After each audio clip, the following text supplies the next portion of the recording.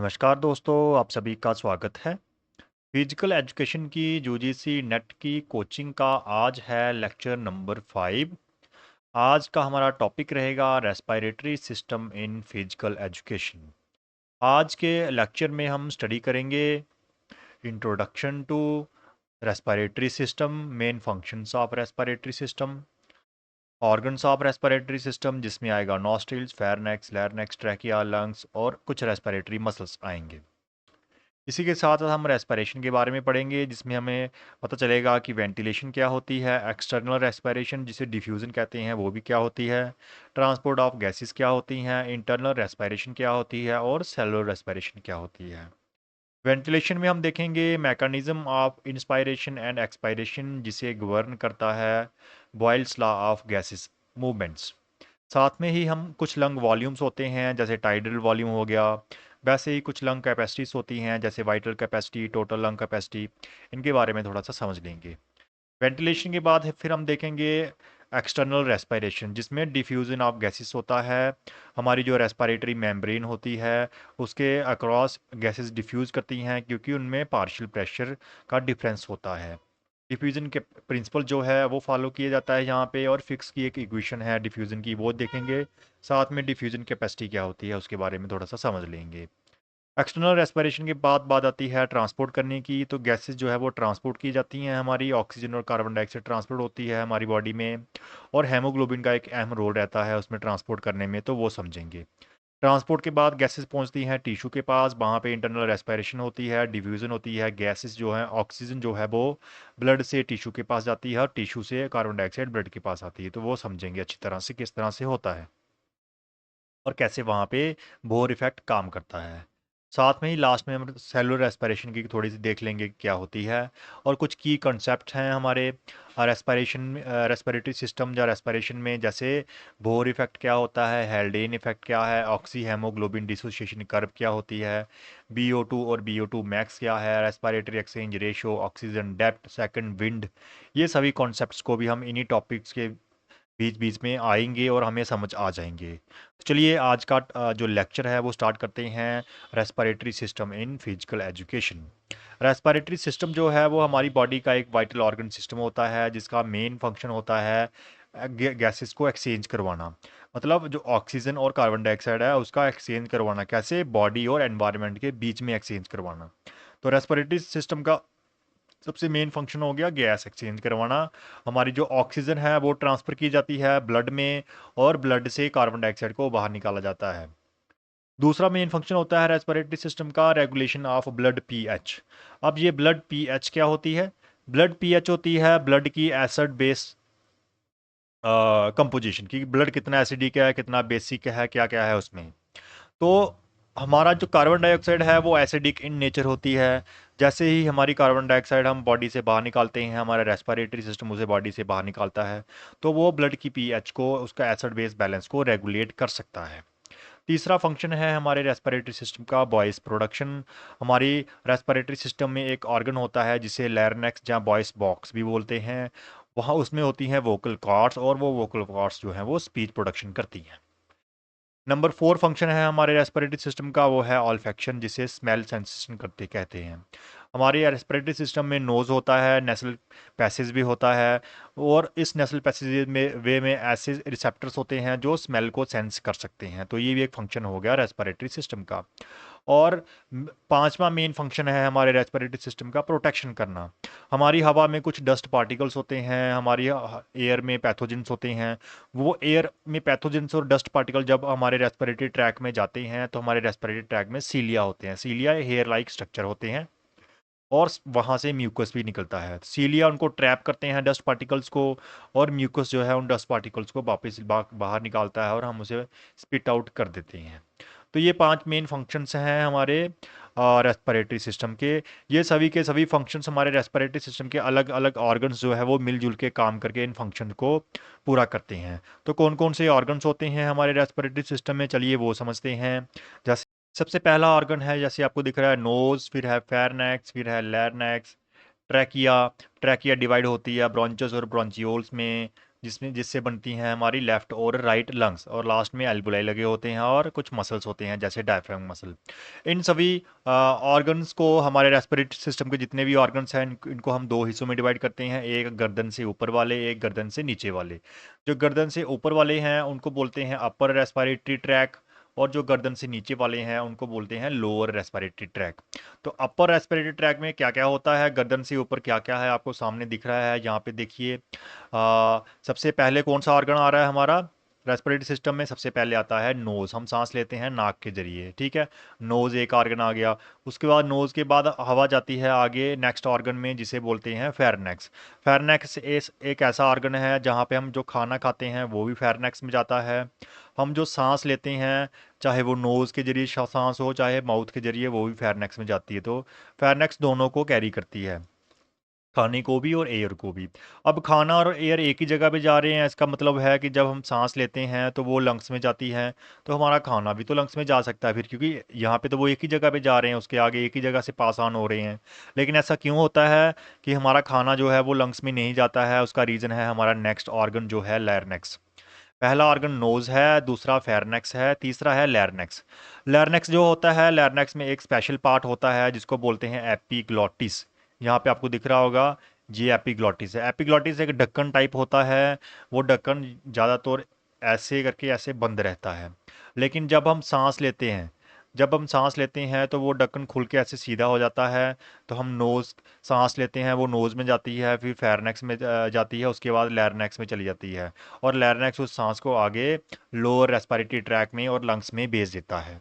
तो इसका मतलब है कि लैरनेक्स में एक ढक्कन लगा हुआ है जिसे एपिग्लॉटिस बोलते हैं, जहाँ पे ये ढक्कन खुला हुआ है। और जब हम खाना खाते हैं तो ये ढक्कन बंद हो जाता है। जैसे ही ये ढक्कन बंद होता है तो जो ऊपर से खाना आता है वो हमारे लंग्स में नहीं जाता है, वो सीधा पीछे फूड पाइप में चला जाता है, ठीक है। तो ये एपिग्लॉटिस का काम है, एपिग्लॉटिस क्लोज हो जाता है खाना खाते टाइम पे। तो तीन ऑर्गन हो गए, नोज, फेरनेक्स और लैरनेक्स। ये तीनों ऑर्गन जो हैं ये कौन से हैं? ये तीनों ऑर्गन हैं अपर रेस्पिरेटरी ट्रैक के गर्दन के ऊपर ऊपर। अब लैरनेक्स जो है वो नीचे लोअर रेस्पिरेटरी ट्रैक के साथ जुड़ा होता है, जिसका सबसे पहला ऑर्गन होता है ट्रैकिया। तो यहाँ पे देखिए ये लैरनेक्स जो है हवा नीचे जा रही है और ट्रैकिया में जा रही है। ट्रैकिया क्या होता है? ट्रैकिया एक बिंड पाइप होती है, एक पाइप होती है, ठीक है। जैसे इसोफेगस फूड पाइप है, वैसे ही ट्रैकिया एक बिंड पाइप है। पाइप जैसा इसका आकार होता है। आगे जाके ये दो हिस्सों में डिवाइड हो जाती है। दो हिस्सों में क्यों डिवाइड होती है? क्योंकि हमें पता है हमारी लंग्स कितनी है, एक लेफ्ट लंग होती है, एक राइट लंग होती है। तो यहाँ पे देखिए ये जो ट्रैकिया है, ये पाइप नीचे आ रही है, यहाँ पे दो हिस्सों में डिवाइड होगी। एक उसका ब्रांच लेफ्ट लंग में चलेगी, दूसरी ब्रांच राइट लंग में चलेगी, ठीक है। और आगे जाके वो और ब्रांचेस में डिवाइड हो जाती है, जो हमें यहाँ पे दिख रही है कि ट्रैक के डिवाइड होके दो ब्रांचेस में, एक राइट लंग में चलेगी, एक लेफ्ट में चलेगी। आगे जाके वो आगे सब ब्रांचेस में डिवाइड होती रहती है। कितनी ब्रांचेस होती हैं चलिए देखते हैं। ट्रैकिया होगी जीरो जनरेशन, मतलब कोई ब्रांचेस नहीं है उसके। सबसे पहले पहली ब्रांचेस जो है उनको बोलते हैं ब्रॉन्ची, प्राइमरी ब्रांचेस या मेन ब्रांचेस, ये फर्स्ट जनरेशन है। उसके बाद सेकंड जनरेशन मतलब आगे वाली ब्रांचेस, जिनको लोबुलर ब्रांचेस बोलते हैं, जो लोब्स में जाती हैं, ठीक है। उसके बाद थर्ड जनरेशन, फोर्थ जनरेशन, आगे और डिवीज़न होती है, 5 to 11, 12 to 15, ठीक है। इसको आगे और बड़ा करके दिखाया गया है, 15 से आगे 16, 16 से आगे 17 और 19 तो और छोटी छोटी निकलती हैं।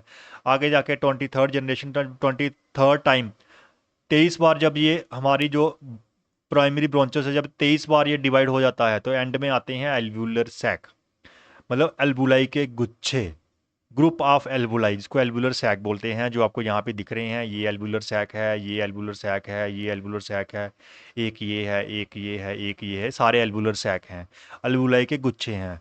तो इनमें क्या है? इनमें एल्बुलाइज हैं, एक एल्बुलाई, 2, 3, 4, 5, 6, 7, 8, 9, 10, 11, 12, जैसे 12-13 एल्बुलाई एक गुच्छे में है, वैसे इसमें भी 12-13 हैं। तो ये लास्ट में जो लगे हैं बैलून टाइप स्ट्रक्चर, इनको बोलते हैं एल्बुलाई, ठीक है। ये जो एल्वुलाई हैं, इनके ऊपर ब्लड वेसल्स का एक नेटवर्क छाया होता है। जैसे आपको देखो यहाँ पे दिख रहा है, ये ब्लड वेसल आ रही है और एल्बुलाई के ऊपर इस तरह से फैली हुई है और इसके साथ जुड़ी हुई है, ठीक है। एल्बुलाई के ऊपर ब्लड वेसल्स होती हैं, इनको बोलते हैं पल्मनरी कैपिलरीज। ये छोटी छोटी ब्लड वेसल्स हैं, छोटी ब्लड वेसल को कैपिलरी बोलते हैं, और जो लंग्स है उसका नाम जुड़ा होता है पल्मनरी के साथ। तो इस तरह से देखिए यहाँ पे क्या हो रहा है, हमारी ट्रैकिया जो है वो दो हिस्सों में डिवाइड हो रही है। आगे जाके ये जो मेन हिस्सा है वो और डिवाइड हो रहा है। पहले आ गया प्रिंसिपल ब्रांचेस, प्राइमरी ब्रांचेस, फिर आगे सेकेंडरी ब्रांचेस, फिर आगे टर्शियरी ब्रांचेस, फिर आगे उसके बाद आगे काफ़ी सारी और डिविजन्स होती हैं और टर्मिनल ब्रांचेस होता है लास्ट वाला ब्रांचेस, फिर लोबुलर ब्रांचेस, ठीक है, फिर टर्मिनल ब्रांचियोल, लोबुलर ब्रांचियोल्स आगे, पहले ब्रांचेस है फिर ब्रांचियोल्स हैं, ठीक है। रेस्पिरेटरी ब्रांचियोल, एल्वुलर डक्ट के बाद एट्रियम, लास्ट में हमारा एल्वुलर सैक, और एल्वुलर सैक के अंदर होते हैं एल्वुलाइज, जहाँ पे हमारा गैस एक्सचेंज होता है। तो इस तरह से हमने दोनों अपर रेस्पिरेटरी ट्रैक के ऑर्गन्स भी देख लिए और लोअर रेस्पिरेटरी ट्रैक के ऑर्गन्स भी देख लिए हैं। अब यहाँ पे देखिए क्या लिखा है, नोज, फेरनेक्स और लैरनेक्स अपर वाला हो गया, ट्रैकिया, ब्रोंकस और ब्रोंक्यूल्स, ठीक है, ये लोअर वाले हो गए। अब लंग्स किसको बोलते हैं? लंग्स क्या चीज़ है? हमारा जो ये ऊपर से हम देखते हैं, हम बोलते हैं कि हमारी दो लंग्स हैं, कौन कौन सी? एक लेफ्ट और दूसरी राइट। अब दो जो लंग्स हैं वो किस पार्ट को बोलेंगे हम? हमारा जो ब्रोंचस, ब्रोंचियोल्स और एल्वुलाई है वही लंग्स होते हैं, ठीक है। यहाँ से ट्रैकिया आई, ट्रैकिया के आगे डिवाइड होती है, ठीक है। डिवाइड होके मैं ऊपर आपको फोटो दिखाता हूँ, जैसे ये ट्रैकिया आई, ट्रैकिया आगे यार डिवाइड होगी। जब मेन ब्रांचेस यहाँ से जब वो अंदर चली गई, मेन ब्रांचेस हो गया, प्राइमरी, सेकेंडरी, टर्शियरी, यही लंग्स हैं। लंग्स ये हैं जो जितने भी पार्ट्स, जितनी भी ब्रांचेस हैं, इन्हीं को लंग्स बोलते हैं। एल्वुलाई भी उसी में आता है। जैसे यहाँ से देखिए ट्रैकिया है, ट्रैकिया के आगे जितने भी पार्ट्स हैं इन्हीं को लंग्स बोलते हैं, ये पूरा लंग्स हैं, ठीक है। लंग्स के पार्ट हैं ये, जैसे primary bronchus, secondary bronchus, tertiary bronchus, bronchioles, duct, alveoli, ये सारे इसी को लंग्स बोलते हैं। जो हम यहाँ से ऐसे देखते हैं बाहर से कि ये एक बड़ी सी लंग है, एक दूसरी है, ये इसकी कवरिंग होती है, ठीक है। लंग्स इसके अंदर हैं जो ब्रांचेस हैं जितनी भी, तो इसकी जो कवरिंग है, लंग्स की कवरिंग, उसको बोलते हैं पेल्लूरा, PELURA, पेल्लूरा। नीचे लिखा हुआ है देखिए, covering of lungs. The lungs are covered by membrane, एक मेम्ब्रेन से कवर होती है लंग्स। लंग्स क्या होगी? वो जितनी भी ब्रांचेस आपको अंदर दिख रही हैं, जितनी भी ये छोटी छोटी ब्रांचेस एल्वुलाई तक दिख रही हैं, यही लंग्स हैं। इनको कवर करके रखा होता है एक मेम्ब्रेन ने, जिसे बोलते हैं पेलूरा। पेलूरा मेम्ब्रेन जो है उसकी दो लेयर्स होती हैं, एक बाहर वाली लेयर होती है, एक अंदर वाली। अंदर वाली लेयर को बाइसेक्रल पेलूरा बोलते हैं, बाहर वाली लेयर को पेरिटल पेलूरा बोलते हैं। ये आपको नीचे इस फोटो में समझ आएगा। यहाँ पे देखिए कि ये ट्रैकिया है, ट्रैकिया के बाद आगे ट्रैकिया दो हिस्सों में, प्राइमरी ब्रांचेस में डिवाइड हुआ, आगे वो सेकेंडरी में हुए, वो टर्शरी में हुए, आगे करते करते तो जितने भी आगे ब्रांचेस हैं वो लंग्स हैं, उनको कवर करके रखा हुआ है मेम्ब्रेन ने, कवरिंग ऑफ लंग्स पेलूरा ने। तो बाहर वाली जो पेलूरा है ये हुक से ऊपर उठाई हुई है, इसको पेरिटल पेलूरा बोलते हैं। अंदर वाली जो लेयर है उसको बाइसेक्रल पेलूरा बोलते हैं। इन दोनों बाहर वाली और अंदर वाली लेयर के बीच में एक स्पेस होती है जिसे पेलूरल कैविटी बोलते हैं, जिसमें फ्लूइड भरा होता है, जिससे फ्रिक्शन कम होती है। ये आपको इस फोटो में और अच्छी तरह से समझ आएगा। यहाँ पे हमारी बॉडी के इस पोर्शन को इन्होंने बड़ा करके दिखाया हुआ है। तो सबसे पहले बाहर जो ये लाइनिंग दिख रही है आपको, ये बाहर वाली लाइन है स्किन। स्किन के नीचे येलो कलर का आपको जो दिख रहा है पोर्शन, वो है फैट। फैट के नीचे पिंक कलर का जो पोर्शन दिख रहा है वो है हमारे मसल्स। मसल के नीचे ये वाइट वाला स्ट्रक्चर जो दिख रहा है ये है बोन्स। कौन सी बोन्स होती हैं हमारी थोरेसिक रीजन में? रिब्स। हमारी लंग्स के ऊपर रिब्स होती हैं, तो ये रिब्स हैं, एक रिब होगी, दूसरी होगी। इनके बीच में भी इंटरकोस्टल मसल्स हैं। तो यहाँ से क्या आया? स्किन, स्किन के नीचे फैट, फैट के नीचे मसल्स, मसल्स के नीचे बोन्स हैं, और कुछ इंटरकोस्टल मसल्स हैं बोन्स के बीच में जो मसल हैं। इन सभी बोन्स के नीचे एक लेयर दिख रही है आपको ब्लू कलर की, वो है आपकी बाहर वाली लेयर लंग्स की। कौन सी? पेरिटल पेलूरा। वो है पेरिटल पेलूरा जो बाहर वाली लेयर है।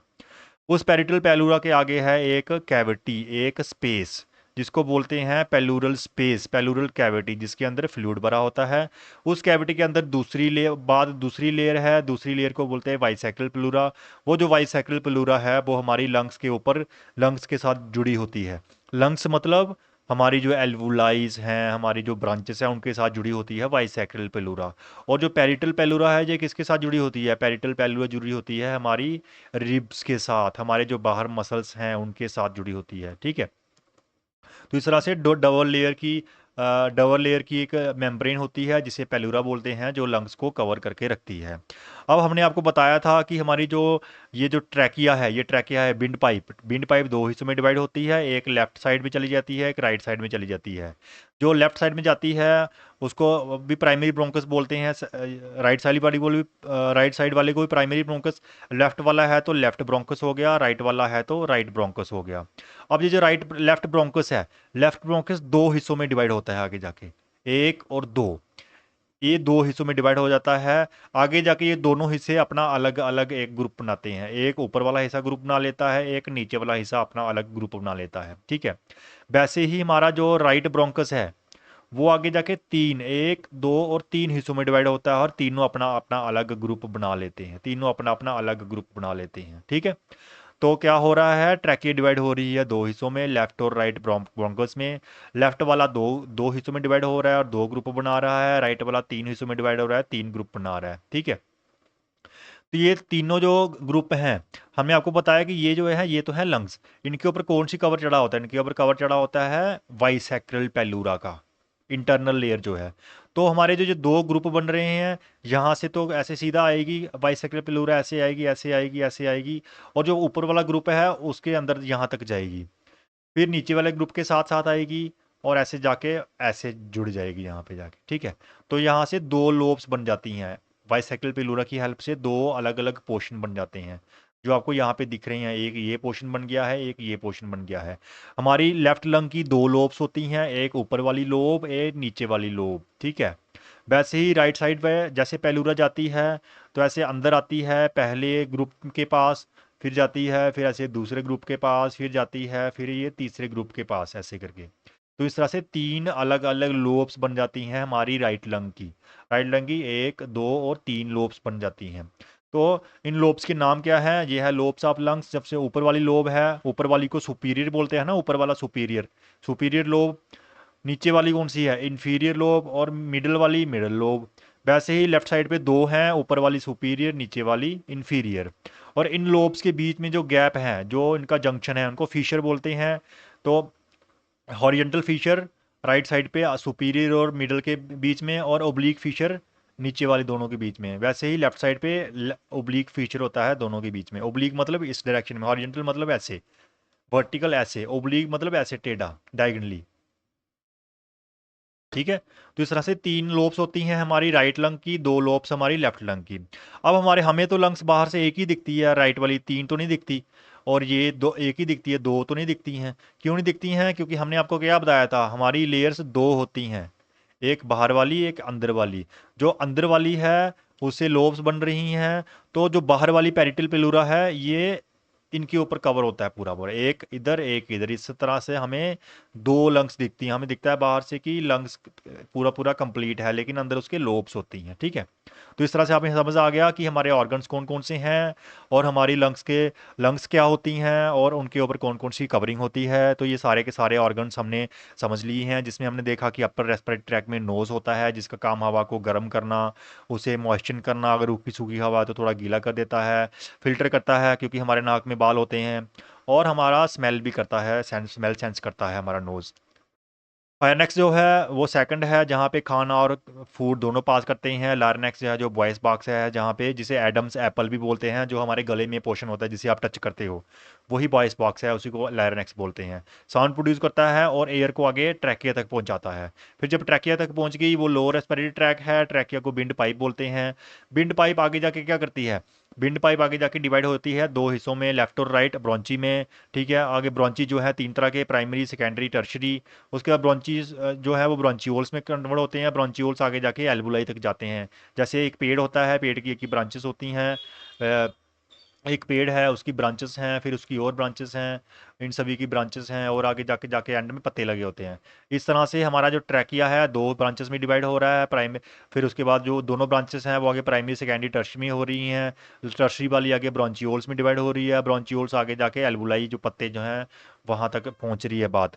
तो हमारे जो ये ब्रॉन्चियोल्स और एल्वुलाई तीनों को मिलके बनती हैं लंग्स, यही लंग्स हैं। लंग्स कवरिंग नहीं है, वो कवरिंग है लंग्स, लंग्स ये हैं तीनों चीज़ें। तो लंग्स क्या है, जिसमें ब्रॉन्चियोल्स और एल्वुलाई आता है, जो और ऑक्सीजनेशन का काम करती हैं लंग्स, हमारे ब्लड को ऑक्सीजन पहुंचाती है। और लेयर्स का हमने आपको बता दिया। और अब हमारा लंग्स का मेन काम क्या होता है, सांस को लेना, ब्रीदिंग करना। तो breathing in the air from environment, अगर आप एनवायरनमेंट से हवा को अंदर खींच रहे हो उसको बोलते हैं इनहेलेशन।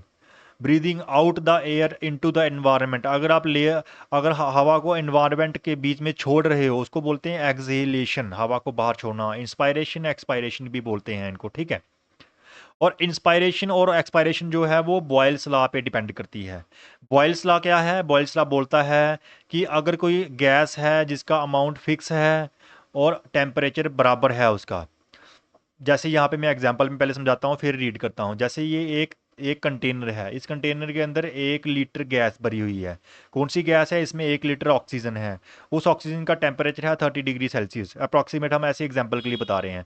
तो 1 लीटर ऑक्सीजन है, 30 डिग्री सेल्सियस टेम्परेचर है। वहीं एक और दूसरा चैम्बर है, वो थोड़ा सा बड़ा है, वो बॉक्स बड़ा है, उसमें भी 1 लीटर ऑक्सीजन है, क्योंकि हवा तो फैल जाती है ना, तो वो उसमें भी 1 लीटर ऑक्सीजन है और उसका टेम्परेचर भी सेम है। मतलब अमाउंट सेम है, दोनों में 1 लीटर है, दोनों का टेम्परेचर भी सेम है। वही बोल रहा है फिक्स्ड अमाउंट, 1 लीटर हो गया, कांस्टेंट टेम्परेचर, टेम्परेचर भी दोनों का सेम है। लेकिन अगर दोनों का वॉल्यूम अलग अलग है तो क्या होगा? प्रेशर भी अलग अलग होगा। क्या होगा? Pressure and volume are inversely proportional to each other. Pressure और वॉल्यूम इनवर्सली प्रोपोर्शनल है, मतलब प्रेशर बढ़ेगा तो वॉल्यूम कम हो जाएगा, वॉल्यूम बढ़ेगा तो प्रेशर कम होगा, वॉल्यूम कम होगा तो प्रेशर बढ़ जाएगा। जैसे यहाँ पे है, यहाँ पे वॉल्यूम कम है, यहाँ पे वॉल्यूम ज़्यादा है, तो प्रेशर कहाँ पे ज़्यादा होगा? जहाँ पे वॉल्यूम कम है, क्योंकि दोनों जगह पे तो 1 लीटर है ना। जैसे यहाँ पे 100 बंदा बैठा हुआ है, जहाँ पे भी 100 बंदा बैठा हुआ है, तो ज़्यादा प्रेशर कहाँ पे होगा? यहाँ पे 100 बंदा है, खुले खुले बैठ जाएगा आराम से। इस रूम में 100 बंदा बैठेगा तो पास पास बैठेगा जहाँ पे प्रेशर ज़्यादा है। इसका मतलब जहाँ पे वॉल्यूम कम होता है वहाँ पे प्रेशर बढ़ जाता है, जहाँ पे वॉल्यूम ज़्यादा होता है वहाँ प्रेशर कम हो जाता है। यही बॉयल्स लॉ है। बाकायदा होना क्या चाहिए? दोनों का अमाउंट सेम होना चाहिए, टेम्परेचर सेम होना चाहिए, ठीक है। तो अब यही चीज़ हमारी लंग्स में फॉलो होती है। हमारी लंग्स जो है, आपको पता है, हमारी लंग्स का वॉल्यूम अगर बढ़ता है तो प्रेशर कम हो जाता है उनके अंदर, अगर वॉल्यूम कम होता है तो प्रेशर बढ़ जाता है। अब हमारी लंग्स में अगर हमें सांस लेनी है तो क्या करना पड़ेगा? हवा को अंदर ले आना पड़ेगा। सांस छोड़नी है तो हवा को बाहर छोड़ना पड़ेगा। तो उसके लिए हमारी लंग्स क्या करती हैं? जैसे ही हमारा ये वाला एरिया जो है, इस एरिया का जैसे ही वॉल्यूम, मान लो पहले ये इतना सा था, पहले ये एरिया था छोटा, इसका वॉल्यूम था कम, हमने वॉल्यूम बढ़ा दिया। अगर हम वॉल्यूम बढ़ाएंगे तो क्या होगा? प्रेशर क्या हो जाएगा? प्रेशर कम हो जाएगा, यहाँ पे प्रेशर कम हो जाएगा। वहीं 150, अंदर हमने प्रेशर जो है वो कम कर दिया, 100 कर दिया, तो बाहर ज़्यादा है, अंदर कम हो गया। जब अंदर कम हुआ तो बाहर से हवा अंदर आ जाएगी। वैसे ही हम सांस लेते हैं। और जब हम हमारी लंग्स के एरिया को बड़े से छोटा करते हैं तो क्या होगा? प्रेशर बढ़ जाएगा। प्रेशर यहाँ पे 100 की बजाय 200 हो जाएगा, क्योंकि हमने वॉल्यूम कम कर दिया। जब 200 होगा, बाहर तो 150 ही है, बाहर तो कांस्टेंट रहेगा, तो हवा इधर से बाहर चली जाएगी। वैसे ही हम सांस सांस को एक्सहेल करते हैं। तो क्या होता है? हम अपनी लंग्स के एरिया को बढ़ाते हैं जिससे प्रेशर कम होता है, हवा अंदर आ जाती है, उसको इनहेलेशन बोलते हैं। हम अपने लंग्स के एरिया को छोटा करते हैं, प्रेशर बढ़ता है, हवा बाहर चली जाती है, उसको एक्सहेलेशन बोलते हैं। अब ये एरिया छोटा और बड़ा कैसे होता है? क्या हमारी लंग्स मूव करती हैं? हमारी लंग्स में मसल्स तो होते नहीं हैं, वो खुद मूव नहीं कर सकती हैं, हमारी लंग्स पैसिव होती हैं। तो वो कैसे मूव करती हैं? हमने आपको ऊपर बताया कि हमारी जो लंग्स हैं किसके साथ जुड़ी हुई हैं। हमारी लंग्स जो है रिब्स के साथ जुड़ी हुई हैं। कैसे जुड़ी हुई हैं? रिब्स के साथ पैरिटल पेलूरा जुड़ी हुई है। पेरिटल पेलूरा के साथ क्या जुड़ा है? वाइसैक्रल पेलूरा जुड़ा हुआ है। वाइसैक्रल पेलूरा के साथ क्या जुड़ा हुआ? हमारी लंग्स, जिसमें एल्बुलाई सारा कुछ आता है। तो अगर हम पेरिटल पेलूरा को बाहर की तरफ खींचेंगे तो वाइसैक्रल पेलूरा भी बाहर की तरफ आएगी। वाइसैक्रल पेलूरा बाहर आएगी तो लंग्स भी बाहर की तरफ आएंगी। मतलब अगर हम पेरिटल पेलूरा को खींचते हैं तो हमारी लंग्स बड़ी हो जाती हैं, अगर हम पेरिटल पेलूरा को दबाते हैं अंदर की तरफ तो लंग्स छोटी हो जाती हैं। तो हमारी लंग्स जो है, लंग्स के नीचे एक मसल लगा होता है। नीचे वाली साइड देखो, एक मसल है जिसका नाम होता है डायाफ्रैगम। यहाँ पे ये दिख रहा होगा, इधर से ये ऐसे, ये डायाफ्रैगम मसल है, ठीक है। ये नीचे लंग्स के साथ जुड़ा हुआ है। तो ये क्या करता है? डायाफ्रैगम जब नीचे जाता है, अभी यहाँ पे है, अगर डायाफ्रैगम यहाँ पे आ जाएगा तो ये लंग्स को भी खींच के नहाल नीचे ले आएगा, क्योंकि पेरिटल पेलूरा इसके साथ भी जुड़ी होती है। तो वो यहाँ तक लंग्स को ले आएगा। जब लंग्स यहाँ तक आएंगी तो इतना एरिया बढ़ गया, मतलब वॉल्यूम जो था पहले इतना था, अब दूसरी टाइम पे खींचने की वजह से वॉल्यूम नीचे तक पहुँच गया, वॉल्यूम बढ़ गया, प्रेशर कम होगा, हवा अंदर आ जाएगी। वैसे ही हमारी जो रिब्स हैं, अगर हम रिब्स को ऊपर उठाते हैं, जब आपने लंबी सांस लेनी तो आप अपनी चेस्ट को ऊपर उठाते हो खींच के, और रिब्स को ऊपर उठाते हैं, तो रिब्स के साथ जितने भी मसल्स लगे होते हैं वो रिब्स को ऊपर खींचते हैं, जिससे रिब्स बड़ी होती हैं, रिब्स का एरिया बढ़ता है, हमारा थोरेसिक रीजन का एरिया बढ़ जाता है, प्रेशर कम होता है, हम सांस ले लेते हैं। और वैसे ही अपोजिट उसका जब हम करेंगे, रिब्स को अंदर प्रेस करेंगे, ये नीचे वाला मसल जो वापस ऊपर जाएगा, तो उससे क्या होगा, प्रेशर अंदर बढ़ेगा, वॉल्यूम कम हो गया, प्रेशर बढ़ गया, हम सांस छोड़ते हैं। इसका मतलब है हमारी लंग्स को हमारे बॉडी के मसल्स जो हैं वो मूव करते हैं, जो मसल्स हमारी लंग्स के साथ जुड़े हैं, जहाँ रिब्स के साथ जुड़े हुए हैं। तो चलिए उन मसल्स को बोलते हैं muscles of respiration. Muscles of respiration क्या करते हैं, ये हेल्प करते हैं बढ़ाने में और कम करने में, किसको, थोरेसिक कैविटी को। थोरेसिक कैविटी क्या है, ये वाली जो कैविटी है, इस कैविटी को बड़ा करने और छोटा करने में हेल्प करते हैं हमारे मसल्स ऑफ रेस्पिरेशन। कैसे बड़ा करते हैं, ये हॉरिजेंटली भी बड़ा करते हैं और वर्टिकली भी। हॉरिजेंटली और वर्टिकल का क्या मतलब होता है, हॉरिजेंटली होता है साइड टू साइड, हॉरिजेंटल होता है लॉन्ग जंप, इधर से जंप करोगे, ये लॉन्ग जंप, यहाँ से आप जंप कर रहे हो, हॉरिजेंटल। वर्टिकल जंप कौन सा होता है, हाइट वाला, ऊपर से जाना है, हाइट वाला। तो हम लंग्स को क्या करते हैं, हम लंग्स को हॉरिजेंटली भी बड़ा करते हैं और वर्टिकली भी, नीचे आएगा तो वर्टिकली लंबी हो जाएंगी लंग्स, हॉरिजेंटली आगे पीछे और साइड टू साइड, जहाँ आगे पीछे चेस्ट को आगे की तरफ लाते हैं तो हॉरिजेंटली वो आगे की तरफ आ जाती है। तो हमारे जो मसल्स हैं वो हॉरिजेंटली भी हमारी लंग्स को बड़ा करते हैं, वर्टिकली भी बड़ा करते हैं, जिससे प्रेशर कम होता है और हम सांस लेते हैं। वैसे ही वो छोटा भी करते हैं, जिससे प्रेशर बढ़ता है, हम सांस को बाहर छोड़ते हैं। तो कौन कौन से मसल्स होते हैं, सबसे मेन मसल हमने आपको बता दिया, वो है डायाफ्रैगम, जो लंग्स के नीचे लगा होता है। जिस डायाफ्रैगम जब नीचे की तरफ आता है, लंग्स का एरिया बढ़ता है, और जिस डायाफ्रैगम जब ऊपर की तरफ जाता है तो लंग्स का एरिया कम होता है, वॉल्यूम कम होता है। जब वॉल्यूम बढ़ेगा, सांस अंदर, वॉल्यूम कम होगा, सांस बाहर, ये बॉयल्स लॉ हमें बताता है। और कौन से मसल्स हैं इस डायफ्रागम को के अलावा, वो मसल जो रिब्स के साथ जुड़े हैं। अब रिब्स के साथ कौन से मसल्स होते हैं, सबसे मेन मसल होता है रिब्स के बीच में मसल, दो रिब्स के बीच में मसल होता है, फिर आगे वाले दो के बीच में भी मसल होगा, फिर आगे वाले दो के बीच में मसल होगा। ऐसे सभी रिब्स के बीच में मसल्स होते हैं, इंटरकोस्टल मसल्स, इंटर हो गया बीच में, कोस्टल हो गया रिब्स, रिब्स के बीच में मसल्स, ठीक है। तो इन ये मसल्स दो तरह के होते हैं मेन, एक होता है एक्सटर्नल वाले, बाहर वाले, एक होता है इंटरनल, अंदर वाले। जो बाहर वाले, जो एक्सटर्नल इंटरकोस्टल हैं, एक्सटर्नल इंटरकोस्टल रिब्स को ऊपर उठाते हैं, जिससे एरिया बढ़ता है। और इंटरनल इंटरकोस्टल मसल रिब्स को नीचे की तरफ प्रेस करते हैं, जिससे एरिया कम होता है। तो एक्सटर्नल इंटरकोस्टल हमें सांस लेने में हेल्प करते हैं, एक्सटर्नल और इंटरनल इंटरकोस्टल हमें सांस को बाहर छोड़ने में हेल्प करते हैं, क्योंकि रिब्स को अंदर खींच रहे हैं, एरिया कम कर रहे हैं। इसी के साथ साथ और कुछ मसल्स होते हैं जो हमारे रिब केज के साथ जुड़े होते हैं। हमारे रिब केज में आपको पता है कि हमारे रिब केज में स्टर्नम भी होती है, तो बहुत सारे मसल हैं जो स्टर्नम के साथ भी जुड़े होते हैं। इसी तरह हमारे रिब केज में क्या होता है, हमारे रिब केज में हमारा वर्टिब्रल कॉलम, रीढ़ की हड्डी भी होती है, तो कुछ मसल रीढ़ की हड्डी के साथ भी जुड़े होते हैं। तो सभी मसल्स देखते हैं। सबसे पहले जो है ये स्टर्नम के साथ मसल जुड़ा हुआ होता है, स्टर्नोकैलिडोमास्टाइड। ये हमारे स्कल से स्टर्नम के साथ जुड़ा होता है और स्टर्नम को ऊपर उठाता है। फिर है स्केलिन मसल, जो हमारे वर्टिब्रल कॉलम के साथ जुड़े होते हैं और पहली और दूसरी रिब के साथ जुड़ते हैं, स्केलिन मसल, ये भी रिब्स को ऊपर उठाते हैं। उसके बाद कुछ मसल्स हैं जिनको सेरेटस एंटीरियर बोलते हैं, जो पसलियों के ऊपर आपको मसल दिखते हैं, आपके बगल के नीचे जो मसल आपको छोटे छोटे दिख रहे होते हैं, वो रिब्स के साथ जुड़े होते हैं, रिब्स को ऊपर उठाते हैं। पेक्टोरियल मसल, जो चेस्ट के पेक्टोरियल माइनर होते हैं, एक पेक्टोरियल मेजर होता है, एक माइनर, माइनर वाले जो मसल हैं वो रिब्स के साथ जुड़े होते हैं, रिब्स को ऊपर उठाते हैं।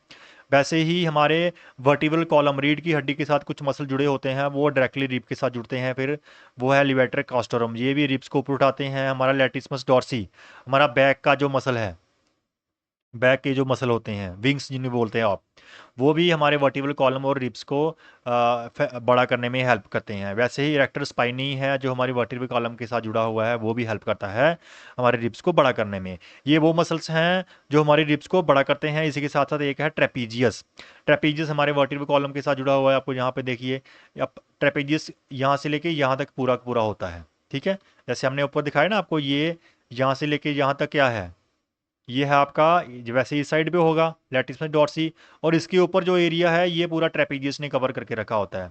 तो ट्रेपीजियस के तीन पोर्शन है, यहाँ से लेके यहाँ तक होता है, एक ऊपर वाला पोर्शन, एक मिडल वाला, एक नीचे वाला। तो जो ऊपर वाला अपर ट्रेपीजियस है वो भी थोड़ी हेल्प करता है हमारी इंस्पायरेशन में, रिब्स को ऊपर करने में। फिर आते हैं हमारे मसल्स जो रिब्स के अंदर होते हैं, इंटर रिब्स नहीं, अंदर वाली साइड, मतलब अंदर से अगर आप रिब केज को देखोगे तो वो ऐसा दिखेगा ना, बाहर से ऐसा दिखेगा। अगर अंदर से देखोगे, अंदर जाके देखोगे तो ऐसे दिखेगा, बाहर की तरफ ऐसे रिब्स आई हैं। तो अंदर से रिब्स के साथ मसल जुड़े होते हैं, वो स्टर्नम के साथ जुड़े होते हैं जाके। इन मसल्स को बोलते हैं ट्रांसवर्स थोरेसिक, ट्रांसवर्स थोरेसिक। ये रिब्स को अंदर की तरफ खींचते हैं, अंदर जुड़े हैं ना तो अंदर की तरफ खींचते हैं, मतलब सांस को बाहर छोड़ने में हेल्प करते हैं।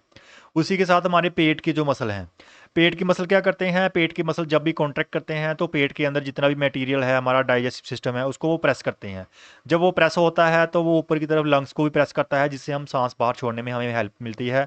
आप ताकत से सांस छोड़िए, आपके पेट को प्रेस करिए, आप सांस छोड़ने में, जब भी आपने जोर से सांस बाहर निकालनी है, जैसे कपालभाति करते हैं, तो आप जोर से पेट को अंदर की तरफ पुश करते हो तो सांस बाहर जाती है। तो पेट क्या करता है, पेट कैसे पुश होता है, हमारे पेट में जो एब्डोमिन मसल्स हैं वो अंदर वाले मटेरियल को पुश करते हैं ऊपर की तरफ, लंग्स को पुश करता है वो, फिर हम सांस बाहर छोड़ते हैं। तो पेट में चार तरह के मसल हैं मेन। एक है हमारा जो, जिसको आप सिक्स पैक बोलते हैं, उनको बोलते हैं रेक्टस एब्डोमिनस। उसके बाद साइड पे जो मसल होते हैं उनको बोलते हैं ओब्लीक मसल्स, बाहर वाले एक्सटर्नल, अंदर वाले इंटरनल। और इन सब के नीचे होता है एक शीट होती है पूरी पूरी, जो हमारी टार्सो के आगे भी से राउंड राउंड पूरी फैली होती है, उनको ट्रांसवर्स एब्डोमिन्स बोलते हैं। इस तरह से हमारे पेट में चार मसल होते हैं। एक हो गया रेक्टस एब्डोमिनस, जिसे सिक्स पैक बोलते हैं, और साइड पे जो लगे हैं वो है एक्सटर्नल ओब्लीक, दोनों साइडों पे। उन एक्सटर्नल ओब्लीक के नीचे दूसरे ओब्लीक हैं, इंटरनल वाले ओब्लीक। उनके नीचे एक शीट होती है पूरी ट्रांसवर्स एब्डोमिनस, वो पूरी की पूरी बैली में ऐसे घूम के आती है। चारों मिलके क्या करते हैं, चारों मिलके हमारे पेट को अंदर प्रेस करते हैं। जैसे ही पेट अंदर प्रेस होता है तो अंदर वाला मटेरियल थोड़ा ऊपर पुश होता है, जैसे वो ऊपर पुश होता है, ऊपर लंग्स होती हैं तो लंग्स ऊपर पुश होती हैं। जैसे ही लंग्स ऊपर पुश होती हैं तो उनका वॉल्यूम कम हो जाता है, वॉल्यूम कम होता है, प्रेशर बढ़ता है, हम सांस को बाहर छोड़ते हैं। इस तरह से ये सारे के सारे मसल्स जो हैं वो हमें हेल्प करते हैं इंस्पायरेशन और एक्सपायरेशन करने में, हाँ, सांस को लेने में और छोड़ने में। तो इनके रिवीजन देख लीजिए। सबसे पहले इंस्पायरेशन, सांस लेने में मेन मसल कौन सा था, डायफ्रैगम, जो नीचे की तरफ आता था, कॉन्ट्रैक्ट करता है, जिससे थोरेसिक वॉल्यूम बढ़ता है, एरिया बढ़ता है और सांस अंदर आती है। एक्सटर्नल इंटरकोस्टल आपको बताया, बाहर वाले जो इंटरकोस्टल हैं वो रिब्स को ऊपर उठाते हैं, जिससे एरिया बढ़ता है और सांस अंदर आती है। स्टर्नोकैलिडोमास्टोइड आपको बताया, जो स्टर्नम को ऊपर खींचता है। स्केलिन मसल आपको बताया, पहली और दूसरी रिब्स को ऊपर खींचता है। पेक्टोरियल्स जो चेस्ट के मसल हैं रिब्स को उठाते हैं। सेरेटस जो पसलियों के मसल हैं वो रिब को उठाते हैं। लैटिसमस डॉर्सी जो रिब केज को ऊपर उठाता है। अपर ट्रेपेजियस जो हेल्प करते हैं। ये सारे ये स्टर्नल कैलिडोमास्टोइड से लेकर नीचे ये असेसरी मसल्स हैं। मेन दो मसल हैं, डायफ्रैगम और एक्सटर्नल इंटरकोस्टल मसल। वहीं जो आपकी एक्सपायरेशन है, सांस छोड़ना, वो एक पैसिव प्रोसेस होता है, क्योंकि जब आपके मसल्स ने रिब्स को खींचा तो वो क्या करेगा, लंग्स को खींचेगा। लंग्स जब खींचेंगी तो लंग्स बाहर आ जाएंगी, जैसे बैलून खींच के बड़ा हो जाता है। जब छोड़ोगे तो बैलून अपने आप ही वापस आ जाता है। वैसे ही हमारी लंग्स भी जो है वो पैसिव रिकॉइल करती हैं, अपने आप ही वापस आ जाती हैं। कोई मसल की कॉन्ट्रैक्शन नहीं चाहिए सांस को छोड़ने में। नॉर्मल जो ब्रीदिंग आप बैठ के सांस ले रहे हो, अभी आप पढ़ रहे हो तो जो आप सांस ले रहे हो वो, उसमें कोई आपका मसल काम नहीं करेगा एक्सपायरेशन में। बट जब आप दौड़ रहे हो, जब एक्सरसाइज कर रहे हो, तो आपको जोर जोर से सांस छोड़नी पड़ती है।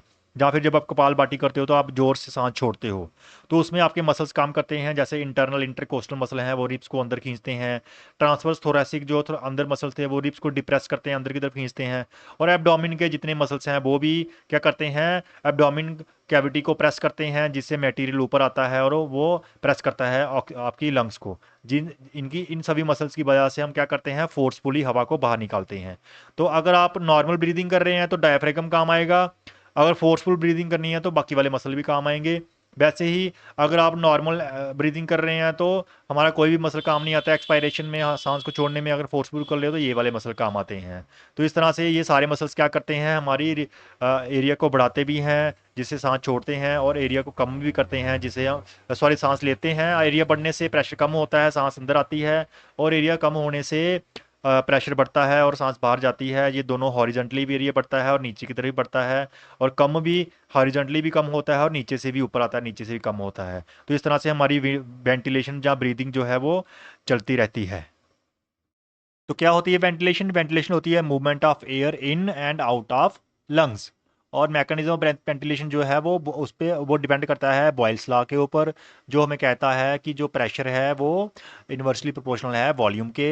लंग्स जो है वो पैसिव हैं, इसलिए लंग को मूवमेंट करने के लिए हमारी पेलुरल मेम्ब्रेन्स को मूव करना पड़ता है, और पेलुरल मेम्ब्रेन्स जिसके साथ जुड़ी हैं, अगर रिब्स के साथ जुड़ी हैं तो रिब्स को मूव करना पड़ता है, नीचे डायफ्रैगम के साथ जो जुड़ी है तो डायफ्रैगम को मूव करना पड़ता है। तो इस तरह से हमारी वेंटिलेशन के दोनों पार्ट चलते रहते हैं। पहला पार्ट है इनहेलेशन, दूसरा है एक्सहेलेशन। इनहेलेशन में डायफ्रैगम कॉन्ट्रैक्ट करता है और फ्लैट होता है, नीचे चला जाता है, और हमारी जो एक्सटर्नल इंटरकोस्टल मसल हैं वो रिब्स को वो आगे की तरफ और बाहर की तरफ निकालते हैं, जिससे थोरेसिक कैविटी का वॉल्यूम बढ़ जाता है और हम सांस लेते हैं।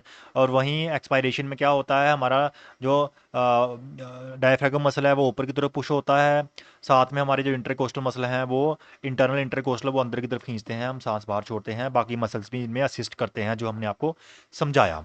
अब कुछ देखते हैं कि ventilation in relation to amount of air inhaled. अब जो हम सांस ले रहे हैं, हम कितनी सांस ले रहे हैं या कितनी सांस ले सकते हैं, और जो सांस छोड़ रहे हैं तो कितनी सांस छोड़ रहे हैं या कितनी सांस आप छोड़ सकते हो, उनको बोलते हैं वॉल्यूम्स। वॉल्यूम्स क्या है, amount of air in single phase of breathing, मतलब ब्रीदिंग के एक फेज में आप कितनी एयर को मूव कर सकते हो, कितनी एयर को इनहेल कर सकते हो या कितनी एयर को एक्सहेल कर सकते हो, दोनों में से एक। तो हम एक बार सांस लेने में कितनी हवा को खींच सकते हैं, एक बार सांस लेने में कितनी हवा को छोड़ सकते हैं, उसको बोलते हैं लंग वॉल्यूम। तो हमारे लंग वॉल्यूम चार तरह के हैं, चारों को अच्छी तरह से समझते हैं। सबसे पहले यहाँ पे इस डायग्राम में देखिए, यहाँ पे दो, आपको पता है जब भी कोई ग्राफ बनता है तो उसके एक्स एक्सिस और वाई एक्सिस होती हैं। ये है टाइम, इधर टाइम मतलब चल रही है, सांस चल रही है, टाइम चल रहा है। और ये है वॉल्यूम, कि कितनी सांस चल रही है, कितना मतलब कितना अमाउंट, कितना हवा आप इनहेल कर रहे हो। जो जीरो कर रहे हो, 1000 मिलीलीटर हवा ले रहे हो, 2000 ले रहे हो, 3000 ले रहे हो, 4000, 5000, जब 6000 मिलीलीटर मतलब 6 लीटर, तो कितनी हवा आप ले रहे हो एक बार सांस लेने में। तो यहाँ इस डायग्राम में हमें समझाया गया है कि चार तरह के वॉल्यूम कौन से होते हैं। सबसे पहला है टाइडल वॉल्यूम। टाइडल वॉल्यूम क्या है, अमाउंट ऑफ एयर इनहेल्ड और exhaled during normal quite breathing. जब आप नॉर्मली बैठे हुए हैं, आराम से पढ़ रहे हैं, लेटे हुए हैं, तब आप एक सांस में कितनी हवा लेते हो या कितनी हवा छोड़ते हो, कितनी होती है, 500 ml। अब ये इस डायग्राम में कहाँ पे आएगी, इस डायग्राम में यहाँ पे आएगी। अब यहाँ पे क्यों आई, आप बोलोगे तो जीरो तो शुरू, जीरो से शुरू करो, वहाँ पे करो।